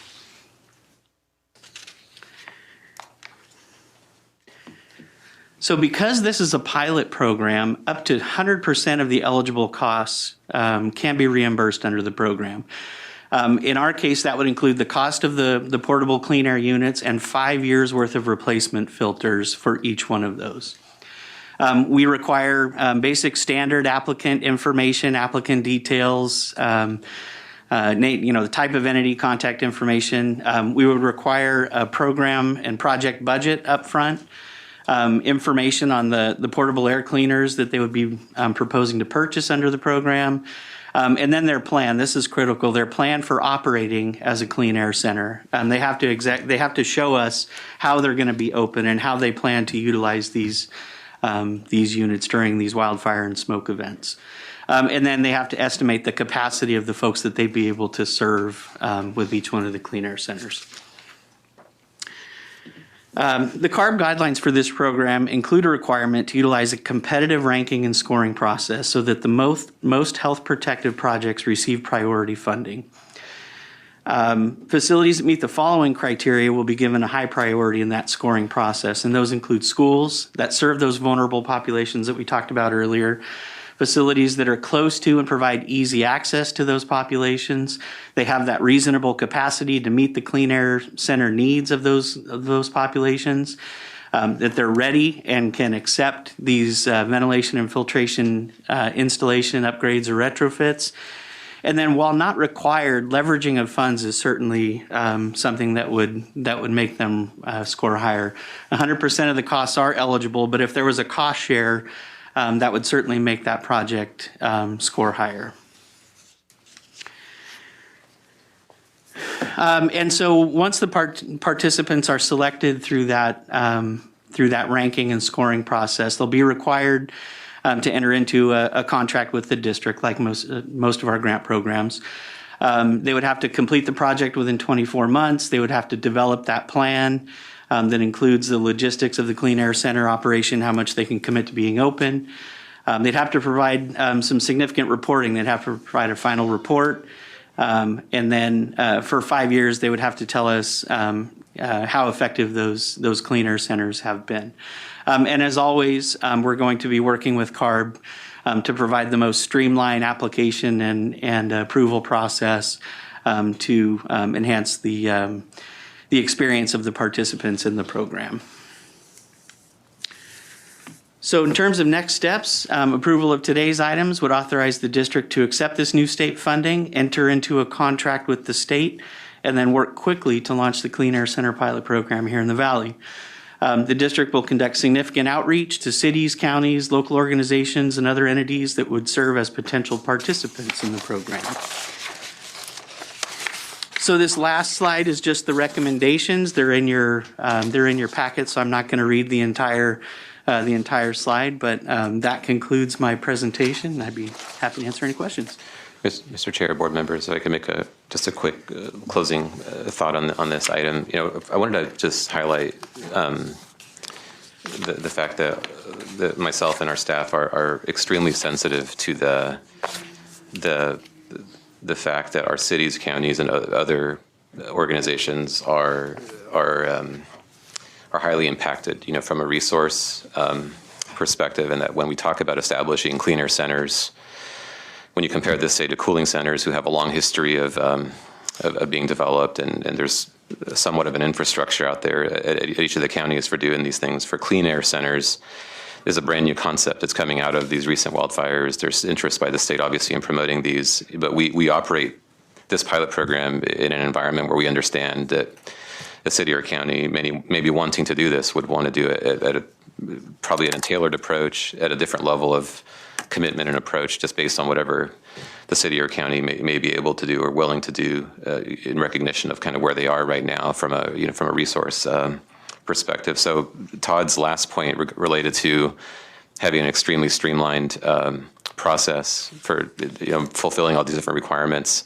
we're very serious about that. It really needs to be as simple as a checklist, filling in a few fields of information around, maybe when you're open, that kind of stuff. But I want to make sure when we outreach this, that it's a very easy program for people to participate in, that may be as simple as purchasing a couple of these portable air filtration units, and then just letting us know essentially how they'd like to use them, and then we learn in this process together as to what the potential is going to be for doing these types of concepts. So, and then lastly, I would love to, for those of you on the board who are really interested in seeing your jurisdictions, or if you have partners that you think you can work with, just outreaching this, count on you to help get the word out to support the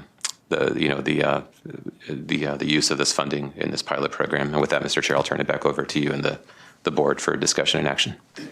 Okay, very good, thank you. Questions from the board? Dr. Sheriffs? Well, if no one else has a question.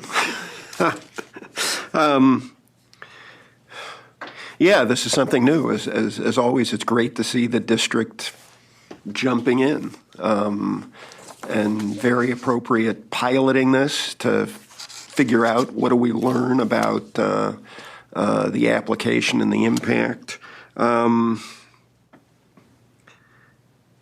And unfortunately, yeah, the need is great, and is only likely to increase in the next few years.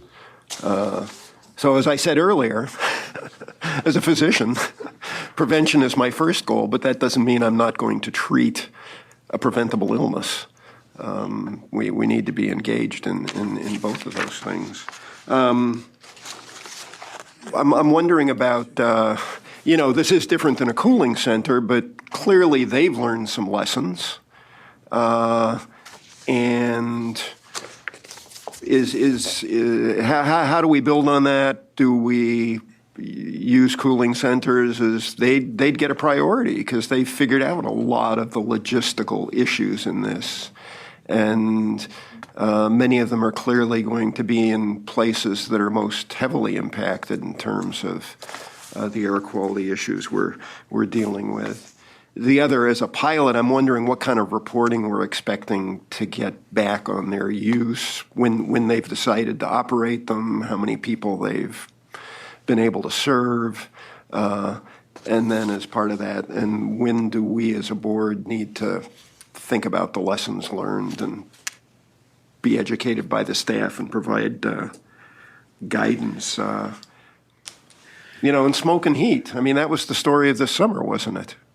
So that's, again, why I focus a little bit on cooling centers that may be out there. Definitely, and I think that's a great sort of leveraging of those existing opportunities, and certainly something that we're looking at as we start outreaching. We have researched the available cooling centers in each county, and I think those are great targets for potential smoke impact or clean air centers. I think there's definitely a nexus there. They've already got the facility. They've already figured out how to staff it at certain periods of time. And so absolutely, they'll be part of, our continued outreach and our continued research under the program. And when you talk about reporting, you're 100% right. We want to get information on the effectiveness of these cooling centers, how many people they were able to reach, how easy it was to deploy these in the locations and in the timeframes that were necessary. So it's definitely a fact-gathering pilot program that will be able to then inform decisions of continued funding and expanding funded potentially later. Well, one other question about the portability, because on the face of it, I would agree, this seems to make sense, because the smoke impacts are obviously devastating throughout the valley, but there's some areas that are more heavily impacted than others, and I don't think we can predict where the fire is going to be next summer, or whether it's going to be affecting Kern County the most, or Stanislaus, or how that may play out. So the portability is important, but how does the portability work into the pilots? Does somebody, or is an applicant going to say, well, I can do this on the east side of the county or the west side, wherever the impact is greatest, or how's that going to play out? Yeah, and it's another really good question. I think the concept of portability was key in our decision to kind of really focus on the portable clean air devices. And we would expect that during the application process that they would be able to provide us with a little bit of information on, okay, we've got 3 potential sites in our county. You know, if we need to, we can shift between these 3. We have potential for, you know, handling X number of people at these 3 locations, and just kind of providing us with some, you know, just a little bit of information up front about, you know, what their plan might be during that wildfire period. And then, you know, providing that flexibility to say, you know, if they're needed in other areas of, say, the county or the city, that we would be able to move those around as necessary. We would give them that flexibility under the project. Yeah, I don't think that we can overstate the term, you know, flexibility. Yeah. You know, just because it's the first time that we're doing this, we definitely don't want to put up barriers to having folks want to try some of these out. You know, so in that case of 3 centers, you know, maybe they want to buy 1 and say we'll move it around. Maybe they want to buy 3 and have 3 available for those 3 locations. You know, so I think there's going to be. You know, we definitely want folks to really consider this, and we want to work sort of within what a city or county or other entity may be able to do. And a lot of the questions that you're raising are great questions that we hope actually will be answered as we engage more with people through the pilot, you know, process. We really don't actually know a lot of the answers in terms of what some of these capabilities are going to be. And, you know, and one lesson learned might be not a single person comes to us with a request because, you know, there's so many other logistical issues that, you know, that would be a bad outcome from my perspective, you know, but we're hoping there's a lot of takers, you know, but we really, until we really engage on this with, you know, health agencies and others at the county level, for example, it's going to be hard to tell exactly what the possibilities are. Pretty good. Thank you. Mayor Reyes? Thank you, Mr. Chair. I just had a question and a comment. So understandably, there's been you know, wildfires recently, and knowing there's been movement with equipment of this type into areas in order to give safe spaces to people who are suffering the effects of the wildfire smoke. So, but I also noticed in the presentation that, you know, it's the scope of the project needs to be presented. So I'm presuming that it's future purchases from this date forward, but wanted to just maybe ask that as part of the maybe buying more, case in point, the Tule River Indian tribe has purchased some for their elder center. So maybe in the criteria for projects, looking at maybe getting some back reporting on how that's worked for them as a way to allow them to get a crack at a future one, possibly, because again, knowing there's been a lot of movement with these air purifiers lately. And then secondly, I just wanted to say that I'm more than happy to help promote this to other groups, other organizations, other eligible applicants, because it's something I've been talking about for a long time. I'm glad to see this, and I appreciate the staff for putting this together. Thank you. Thank you. Thank you. Supervisor Mendez? Yeah. Now, I'm assuming you're going to approach it like you do. I know with a lot of the equipment deals that we've done, you know, we had to do a pilot program, and then we said, oh, you know, we need to change this, we need to change that. Yep. But on this deal, I'm just thinking about this, you know, okay, you've got a building. Like, okay, say we're going to make this building a clean building, okay? So we would have to, even though this is portable equipment, you're going to have to figure out, okay, where do you exactly hook this equipment up to actually make a difference, correct? I mean, you're going to have to hook it up. If it's a cooling center, you're going to hook it up to the air conditioning system somehow, correct? Or not we haven't even figured that one out yet. Yeah, I think a lot of these are basically standalone units. Yeah. Some of them are fairly small. Some of them can be the size of a very small refrigerator, but they're considered portable and generally would just plug in. And then it's like a self-contained unit, so you wouldn't necessarily have to tie into an existing HVAC system within a building. Maybe I'm trying to do it too good, like really making it very clean inside. Right. So basically, you would just hook it up.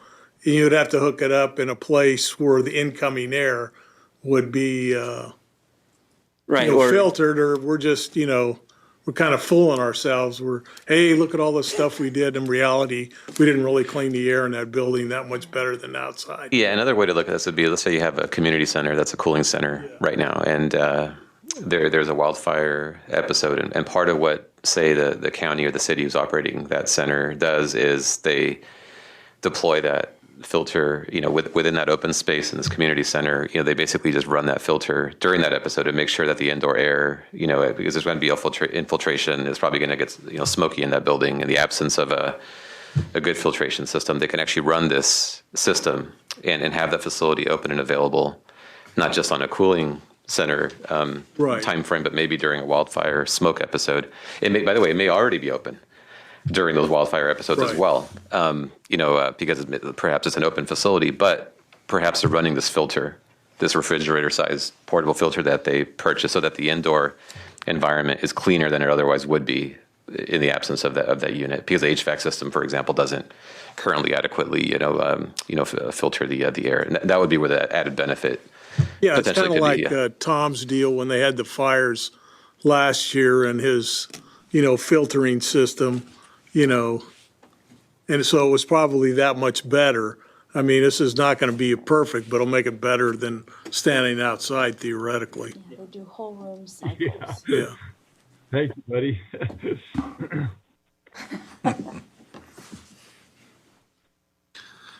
Well, clearly some work to do on this one, I think, and square footage it's so different in every aspect of every application, and good luck.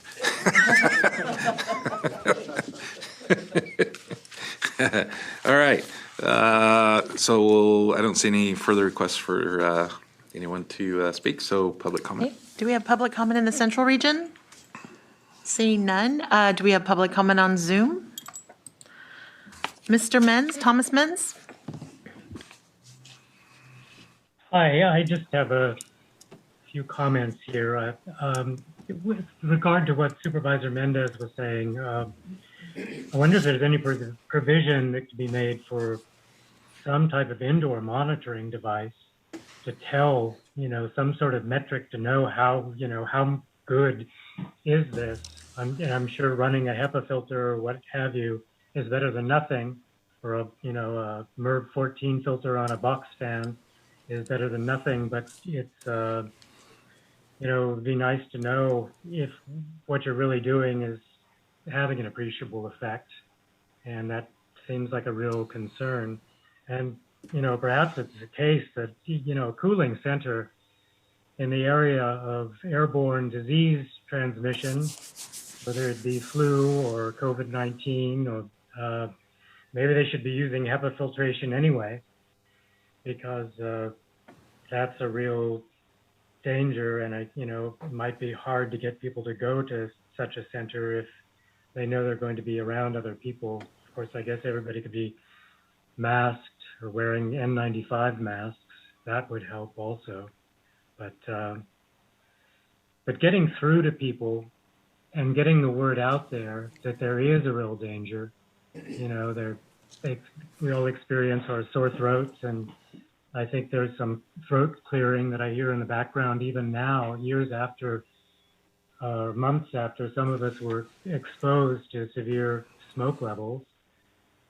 But I see people out running, jogging, playing tennis, all sorts of activities. That we had this marathon that went on this month, or half marathon, just is so sad to me that people don't realize the real danger, both from a short-term exposure perspective and, and then the long-term damage that we're doing by exposing ourselves to that. But in my own home, I've got, MERV 14 filters in the HVAC, and then I have room HEPA filters. But, it's an older house, and the air gets in there. And sometimes even with all of that going, my little home monitors are telling me that it's not quite doing the job. And pretty soon I've got both HEPA filters on either side of me, and I'm sitting at the kitchen table, and I'm just barely keeping up, with the onslaught of the smoke outside when it's really, really nasty. But there's, we've got to, all of us, do better to communicate that about the dangers of this smoke. Thanks. Thank you. Through the chair, I see no additional public comment on this item. Okay, I'll bring it back to the board for action. Move to approve. I'll second it, but I just want to say, just another thing, that I have a lot of confidence in Mr. DeYoung and his staff for figuring out problems. When we have pilot programs, they do an amazing job. Thank you. With that, Madam Clerk, please call. Mr. Bessinger? Yes. Mr. Couch? Yes. Ms. Fugazi? Looks like she stepped away. Ms. Lewis? Yes. Thank you. Mr. Mendez? Yes. Dr. Pacheco-Warner? Yes. Mr. Pereira? Yes. Mr. Preciado? Yes. Mr. Reyes? Yes. Mr. Rickman? Yes. Dr. Sheriffs? Yes. Ms. Shucklian? It looks like she might have stepped away. Mr. Wheeler? No, I'm here. Oh, My there. space bar wasn't working. Aye. Thank you. Mr. Wheeler? Yes. And Mr. Peterson? I would as well. Motion passes. Item 13 is update on the 2021 wildfire season and district efforts.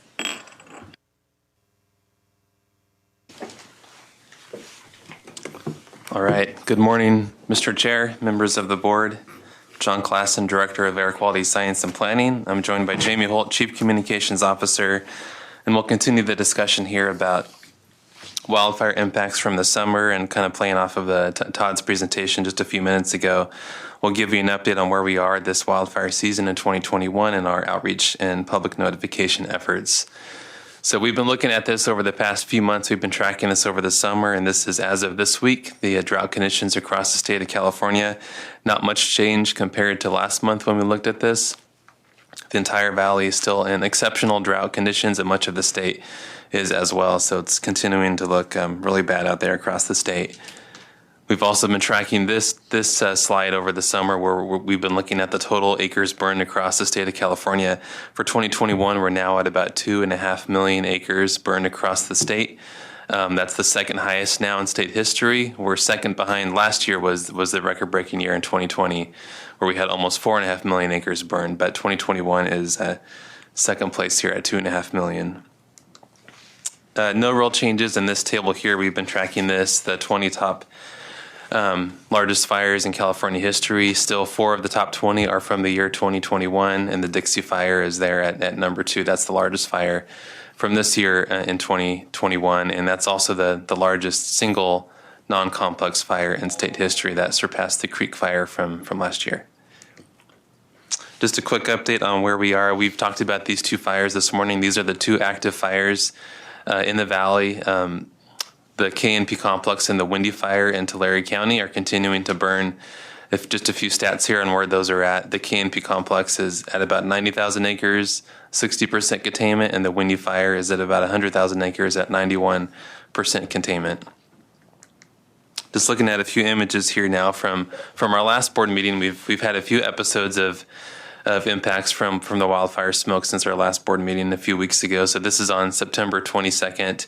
You can see a lot of smoke coming off of those active fires there in Tulare County, impacting much of the valley there and in the foothill communities. And then here is the data that we're showing here from that day, September 22nd, then forward a few days. You can see a lot of valley counties had very high concentrations of PM 2.5, and this is hourly values here. So you can see values getting up close to 200 micrograms, with many of the counties reaching above 40 to 60 micrograms pretty consistently through this period. Another image here, a few days later on September 30th, you can continue to see those heavy smoke impacts coming into the valley. And then here's a few days later on October 4th. There's some cloud cover in this one, so it's a little hard to see, but you can see a significant amount of smoke coming across the entire valley and much of the state of California from all the fires in the area. And then looking again at the same time period, some of the hourly measurements, and this scale is a bit higher than the previous one. So these concentrations were actually even higher than some of those earlier in September. And you can see concentrations getting over 300 micrograms, specifically in the Visalia area that was near those fires in Tulare County. This is our 24-hour average concentration chart. So with the 24-hour average, we can then compare these values against the federal standard.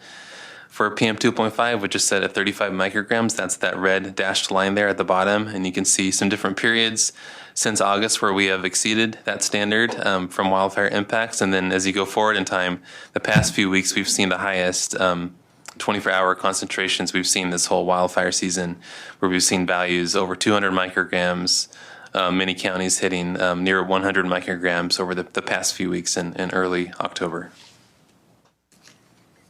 We did want to also give you an update on an event that we had just about a week and a half ago. During the fall season, we can have windy conditions, some storms come in.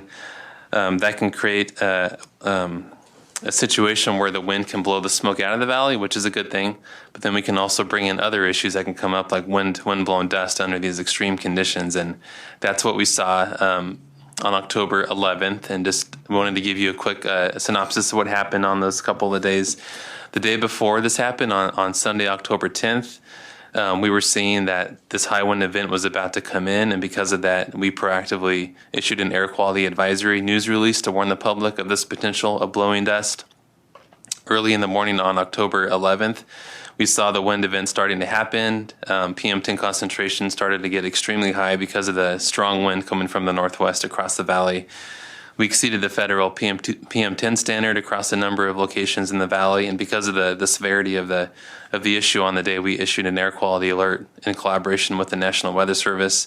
We sent targeted outreach to schools and public health officers, law enforcement agencies, and elected officials, and we got in touch with different agricultural and construction industry stakeholders to make sure they were aware of the event and to request their assistance as well. And we just show a picture here of a tree that blew down near our office here in Fresno, actually. And there are reports of trees blowing down all over the valley and across the state. And this extreme event that happened on October 11th.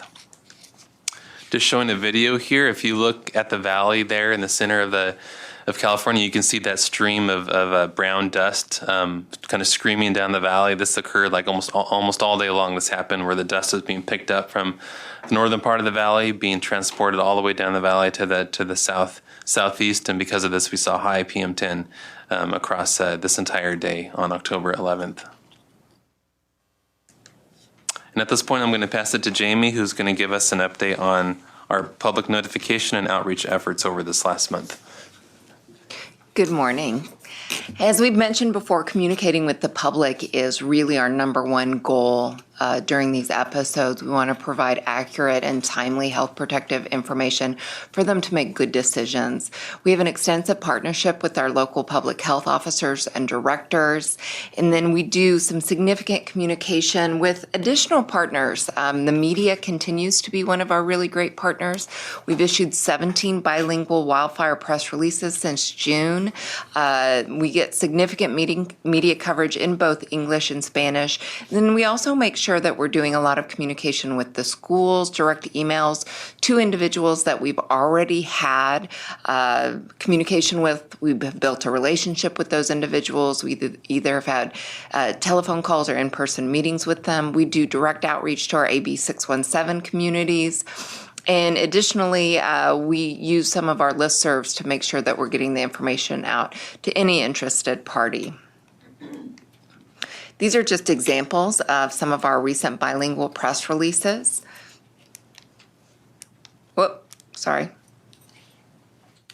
I may have. We have team coverage on the air quality. This is and some when of we our might media see coverage. Those blue skies once again. Hazy days are the talk of the town, and they aren't going away anytime soon, which means you need to take precautions for your health. All people in the valley are talking about our air quality. Right now, we're under an air quality alert. According to the San Joaquin Valley Air Pollution Control District, those conditions worsening in Bakersfield Sunday with an AQI of 157, or unhealthy for the average person. According to the San Joaquin Valley Air Pollution Control District, the air is rated 153 on the air quality index. That means it's unhealthy, and it's going to stay that way until at least Thursday. But it's important for people to protect themselves. Smoke from the Windy and K&P complex fires burning into Tulare County has prompted officials in the San Joaquin Valley to issue an air quality alert through Thursday. Officials say the particulate matter in the air can trigger asthma attacks and can increase the risk of heart attack and stroke. It's so small that when you inhale, you breathe it in, take it into your lungs, and then it enters your bloodstream through your lungs. So when we experience high concentrations of PM 2.5, that's when we tell folks, reduce your exposure, stay indoors if possible. Wednesday, Valley Air officials were warning people in the hardest hit places to stay indoors as much as possible. That's just a small sampling. We actually had quite a bit more coverage, including some Spanish language coverage. My Spanish team did some great interviews, and of course, a lot of print and social media. It was out there quite significantly. One of the other things that we really try to do is we try to leverage our messaging and have other, quote unquote, water bearers carry our news for us. So these 3 posts aren't ours. They are from other folks who are carrying our message. First one is an update from Central Unified School District. The next one I really like. It's actually from the Central California SPCA. A little shout out to Mayor Pro Tem Lewis here as well. What's great about that middle one, that's an email that they sent out. It's about your pets, and they actually click that bad air quality link actually goes to our real-time air advisory network. So that's kind of fun. And then the last one over here, this is a press release that was sent out by the National Park Service, and it also mentions air quality. So when we can get our partners, maybe partners such as this, or we really have some great community partners out there, and I have to say I appreciate a lot of you sharing our message on social media. It really does get us even further out into the community.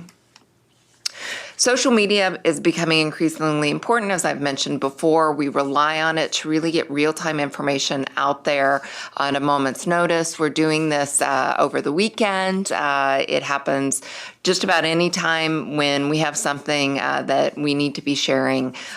We will get that message out on social media, Facebook, Twitter, Instagram, Nextdoor. There's a conversation going on right now about TikTok with my team. Having just turned 50 yesterday, I don't know if I'm TikTok ready, but that is an ongoing conversation that my team is having. Plus, we really point people to all the tools out there. We're having a lot of discussions internally about all the tools that are out there, and they've gotten so much better than they were 11 years ago when we were beginning to do the outreach. And I will tell you, we were the only game in town, quite honestly, when it comes to giving information out to the public about real-time air quality.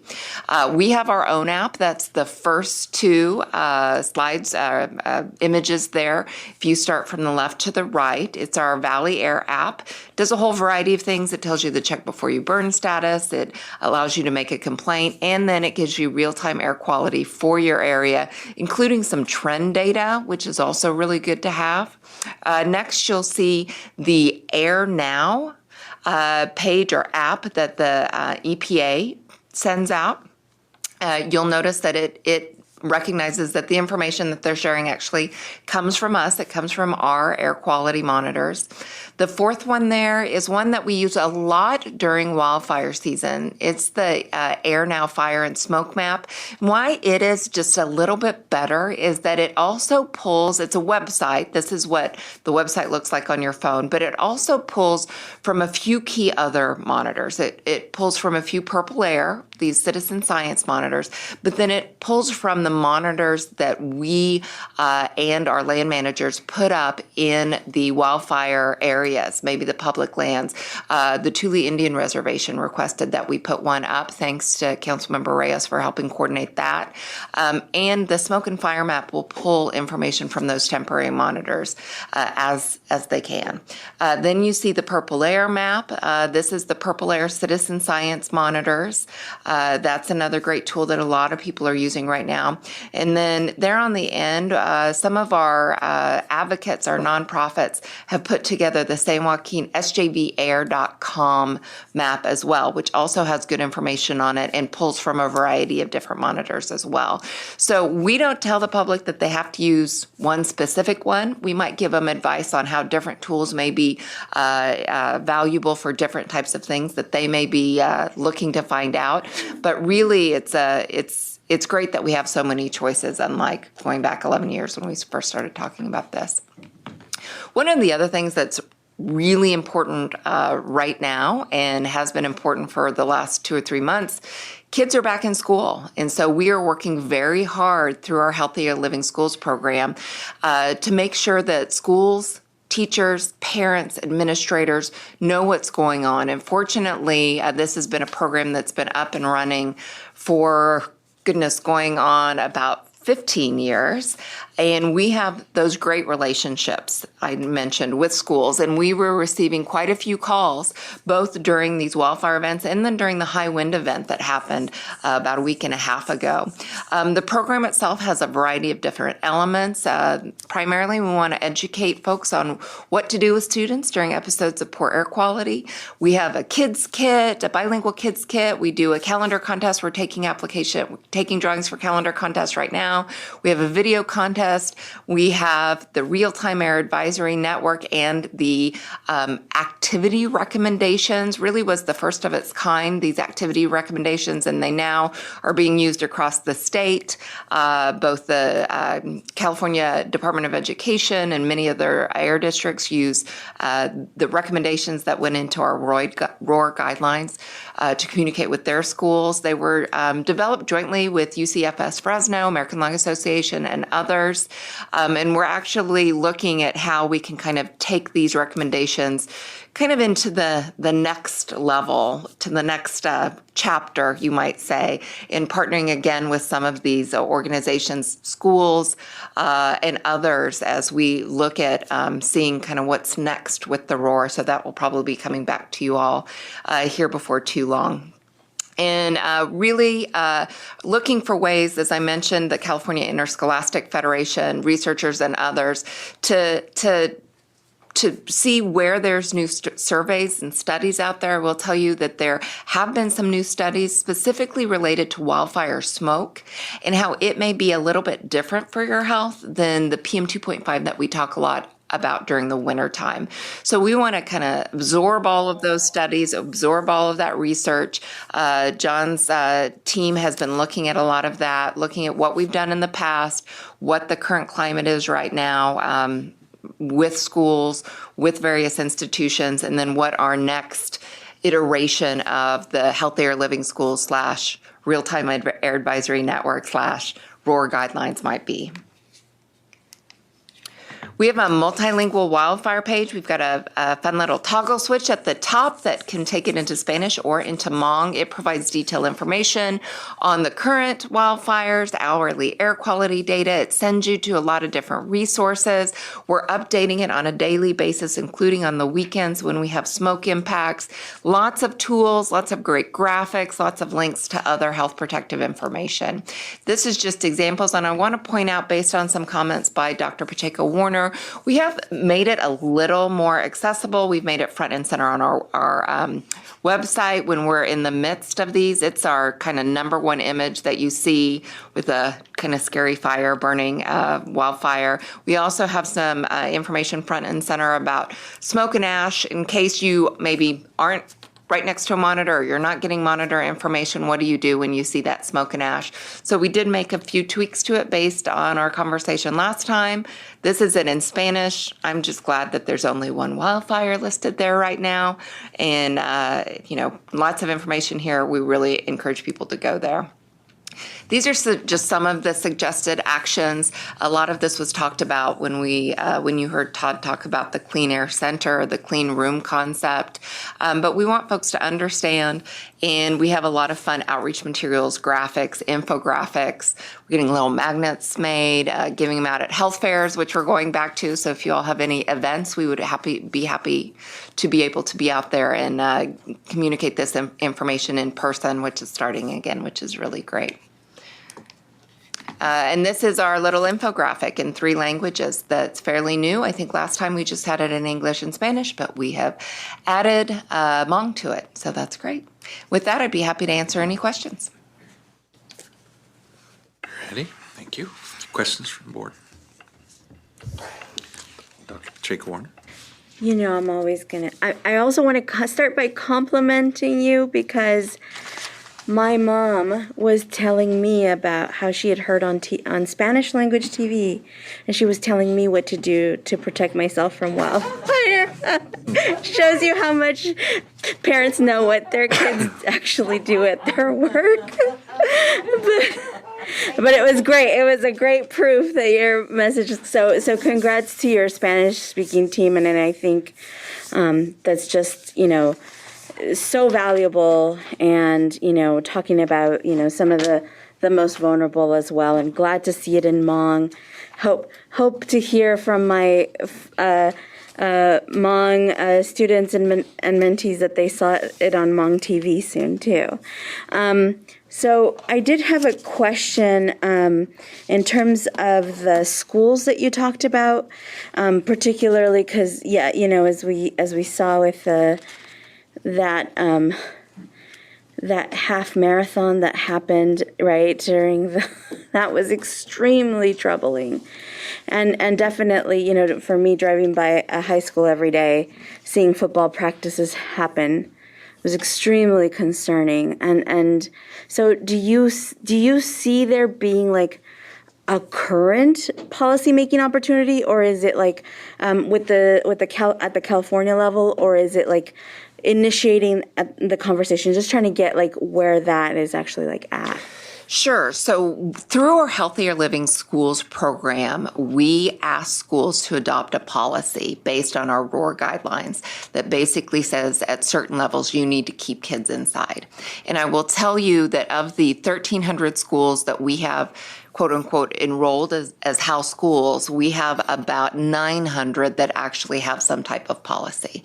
Now, the challenge is that there may be a policy in place, but it takes strong leadership at the district level to make sure that that policy is being followed at the school level and followed well at the school level. Certain schools do it really well. I should say certain school districts do it really well. Central Unified does it really well. Fresno Unified actually does it pretty well. Clovis, sometimes with Clovis, I think some of their sports get a little more conversation than some of the air quality issues. At the end of the day, it really is the school's decision. We have tried to educate them. We've worked with some of our community partners to educate them. Through our AB 617 program, we're going to do some additional outreach to try and make the schools in our AB 617 community, those that aren't following the policy well, to either adopt it, and if they've already adopted, make sure they're following it. It was pointed out to us that some of the charter schools maybe are not really under the same umbrella as one of the school districts. But it has been a transition. Originally, it was a policy that was reliant on a flag. So what would happen is that the air quality flag would be raised in the morning. based on a forecast, and we would have coaches or administrators who would call us and say, well, even though the forecast is for the flag to be red all day, I know for a fact that this morning air quality is not red. It is only yellow or orange, and I know it probably won't get red until 12 or 1 o'clock this afternoon. So I want to be able to let the kids out at those times when air quality is not at that action level. So we've transitioned it. We still have schools that call us for the flags, by the way. Flags, Americans love flags. That's all I love flags. So we love our flags. So we have transitioned schools to understand that the flag program may not be the most health protective, because we do want kids to be outside when air quality is good. That is a priority. Kids need to be outside running around, especially in light of the last year they had. So we then have a team. I have a team of 3 people that they each have about 2 or 3 counties, and they work directly with schools, calling schools and making sure that we have a contact there, that they have a policy in place, that they have a point person at the school to get the information and make sure it's being communicated, and that they have all of the other materials that we might be able to provide, signs, activities, that type of thing. We have begun to make those calls again. Schools having this transition that's just happened back to in-school classrooms, I will tell you that it's been more difficult than it was before to get folks to call us back. It just means we have to call them 3 or 4 times to get them to call us back. But that's where we are right now.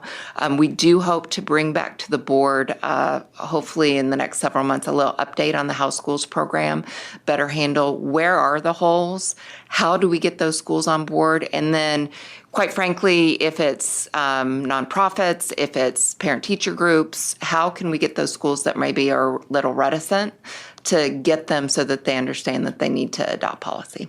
And Samir, I think, is looking at me. He might want to have something. Sorry. Cool. Yep. Supervisor Mendez. This is just an observation. The smoke, when we had problem with smoke, it was more prevalent on the east side because our fires were Sierra, based fires. And you would actually, and I see this just because my district goes from one mountain range to the other, that I would start coming out of it. If I was the farther west I would go, or even south, because the valley sits on an angle. And I have a ranch in Stratford that when I would get there, you could see that you were starting to come out of the smoke. Now on the windy day, PM 10 day, the west side was way worse than Fresno. I mean, as bad as it was here, it was nothing like it was out there.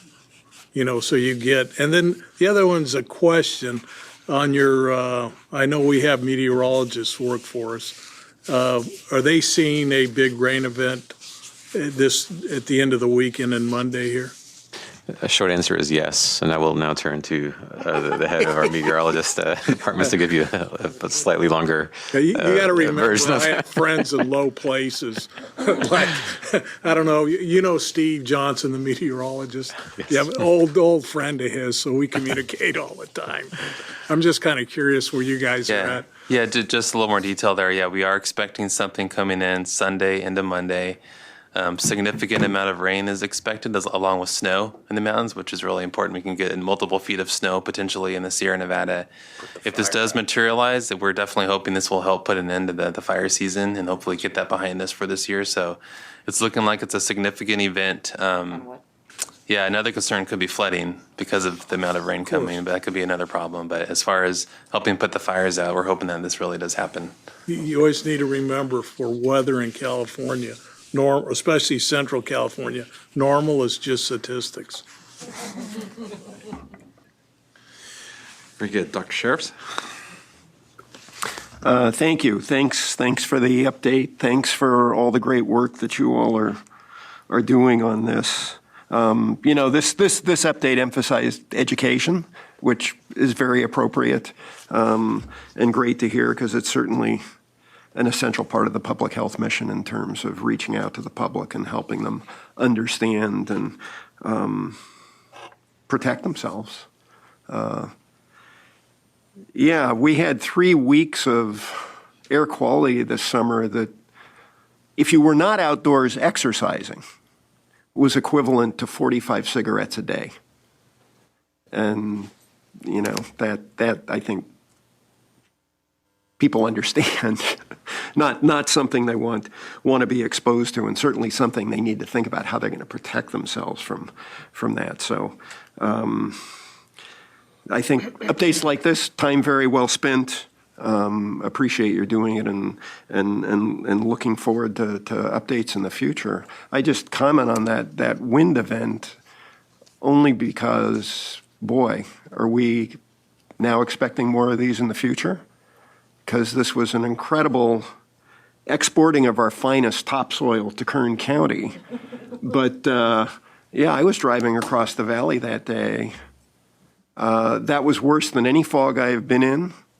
And I absolutely stopped my car, terrified if there was somebody behind me, because you could no longer see the lane. If I kept driving, it was so disorienting. I was going to be in somebody's grape vineyard. It was terrifying. Hopefully not something that's going to become more common in the future, but with drought and the more extremes that we see in terms of weather fluctuation with climate change, we may well. So thank you for the education. I don't think you ever drove in fog. Oh, I've driven in fog. I've driven in fog where you count the lines. Yeah. We're waiting for the locusts. Yeah. Mayor Reyes. That's funny. Thank you, Mr. Chair. I just wanted to mention in my area, there's several schools because of having to notify parents and the neighborhood for different pickups or whether status of school. There's a lot of proliferation of electronic signs, and since these are relatively new and the quality is getting better, maybe if there's somebody implementing these new signs before their protocols become lax or they don't update them frequently, meeting with them to figure out how to maybe get some of this information out through those new signs might be beneficial. Thank you. Okay, very good. Let's see any further. Go to public comment on the issue. Don't believe we have public comment in the central region. Do we have public comment on Zoom? I do not see an indication of public comment. Oh, we do have one hand raised, excuse me. Mr. Thomas Menz? Sorry to take up a bit more of your time this morning, but it has come to my attention that the city of Sacramento has adopted an ordinance that forbids the use of the leaf blowers, the dust blowers, at times when they're having their Spare the Air days there. And it seems like, you know, I know you hear from the advocates on this issue quite a bit and have quite a bit in recent years, but it seems like it would be, you know, a good kind of common sense thing to just say on the days when we're having air emergencies, you know, at some threshold, we could say, you know, why add to it by blowing more dust into the air when the air is already unhealthful? Anyway, that's about it. Thank you. Through the chair, there is no further comment on this item.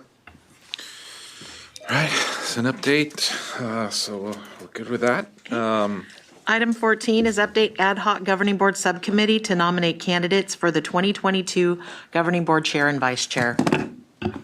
Mr. Chair, board members, I'd like to introduce this item quickly and help start the conversation on this. Just to remind the board on the policy and the process for this. There are 2 officer positions, chair and vice chair, and they're selected annually by the board to serve on a calendar year basis, and a board member may be nominated to serve in either of these roles for a 2-year period, actually under the board policy. So while it's an annual term, you can do two consecutive years under the policy. And part of the process is establishing an ad hoc subcommittee of the board that would meet to discuss and nominate candidates for the upcoming officer positions. There's structure to that subcommittee that's been established by policy.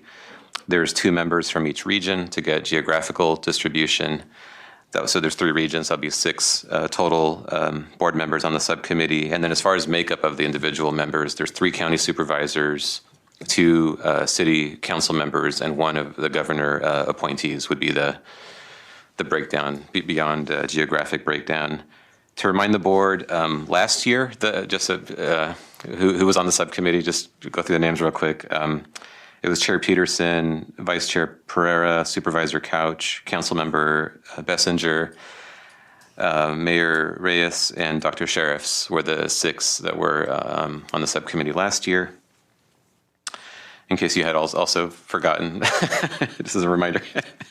And part of the process also in the policy is to talk, as part of that subcommittee discussion about the upcoming priorities, some of the big strategic issues that are going on, so that as you think about during the subcommittee discussion, and then ultimately with the appointment to the positions, you think about some of those upcoming challenges and then who you think might be best to serve it in those different roles, kind of in the context of those challenges. So we did in our item, and you'll see it laid out in the memo layout, some of the big things that are happening in the coming year, which, certainly during this discussion, you can add, subtract, add more to that as part of giving the charge to the appointed subcommittee.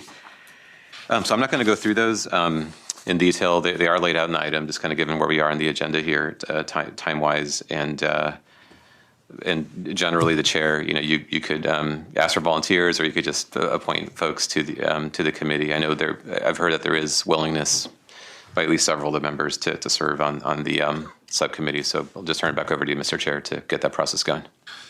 Yeah. So I'll just throw it out to the board. I'm at the end of my 2 years, and so it's time for new direction here. Hey, by the way, I should have mentioned that. It is important to know that both the chair and the vice chair have served in their roles for 2 years and have done so admirably and very, very well. And just want to thank you guys for that. But yeah, so just to be clear, both of those positions are up for or would need to be different people moving forward. I'd like to volunteer, and I would like to try to draft my neighbor here to be on it. Very good. Yeah. Okay. Mr. Chair, I had my hand up. I'd like to be recognized. This is Council Member Pro Tem Lewis. And for the southern portion of the valley, I'd like to volunteer. Very good. Thank you. And Samir, could you outline how many from? Yeah, so we would still, so we have 1 in the north. We would need another there. We have 2 in the central already, so we're good in the central, and then we would still need 2 volunteers from the south. And we're still, there would be 1 more council member across any of those, and 2 more supervisors. Mayor Reyes. Okay. Supervisor Couch and Mayor Reyes has his hand up there, so I think we've got that covered. So that would cover the 2 southern positions as well as the 2. So there'd be 1 supervisor in the north would be the remaining. Yeah. Through the chair, Supervisor Pereira's left the meeting. You could also just appoint one of the 2. He was on the committee last year, so yep. The only other supervisor would be Vito, Supervisor Chiesa. Okay. And I'm sorry, Supervisor Rickman as well, who, I don't know, is Supervisor Rickman still on the meeting here? Yes, Supervisor Rickman would be on the meeting as well, yeah. Okay. Well, I can either tap you or you can volunteer. But Supervisor Pereira was on it last year, and I think as he moves into the chair, or possibly moves into the chair through the goodwill of the board, they so deem that. I'm not seeing anybody step forward, so let's do Supervisor Pereira as well. Can we do that as well? Or is that, you're saying 2 years has done it? Yeah, and I think he could certainly serve on the subcommittee for sure. I wasn't sure if Supervisor Rickman was he trying to say, is he available to, wasn't sure if that was a question towards him or not. So if nobody else would like to do it, and I'm the only one left, then There you go. Can I talk to Rickman? We just wanted to make sure Supervisor Pereira wasn't trying to escape being the chair next year. no, it's all good. Yeah. All right, very good. So I think we have our names then. Yeah. Thank you, Mr. Chair. Thank you. Item 15 is verbal report on California Air Resources Board activities. That would be me. So I think just really quickly, Carb did approve our SIP revisions and that, we worked on together. So definitely recognition to Samir and his staff working collaboratively with Richard Corey and his staff to get this huge lift done. And so now it is the next step with EPA, and I think Samir has some more comments about this one. But I will say that we have on our upcoming agenda our update. Vote on our update of the mobile source strategy and highlights that align policy with executive orders and new legislation include cleaner combustion, zero emission requirements for cars, zero emission requirements and regulations to ensure in-use combustion equipment remains clean for trucks and buses.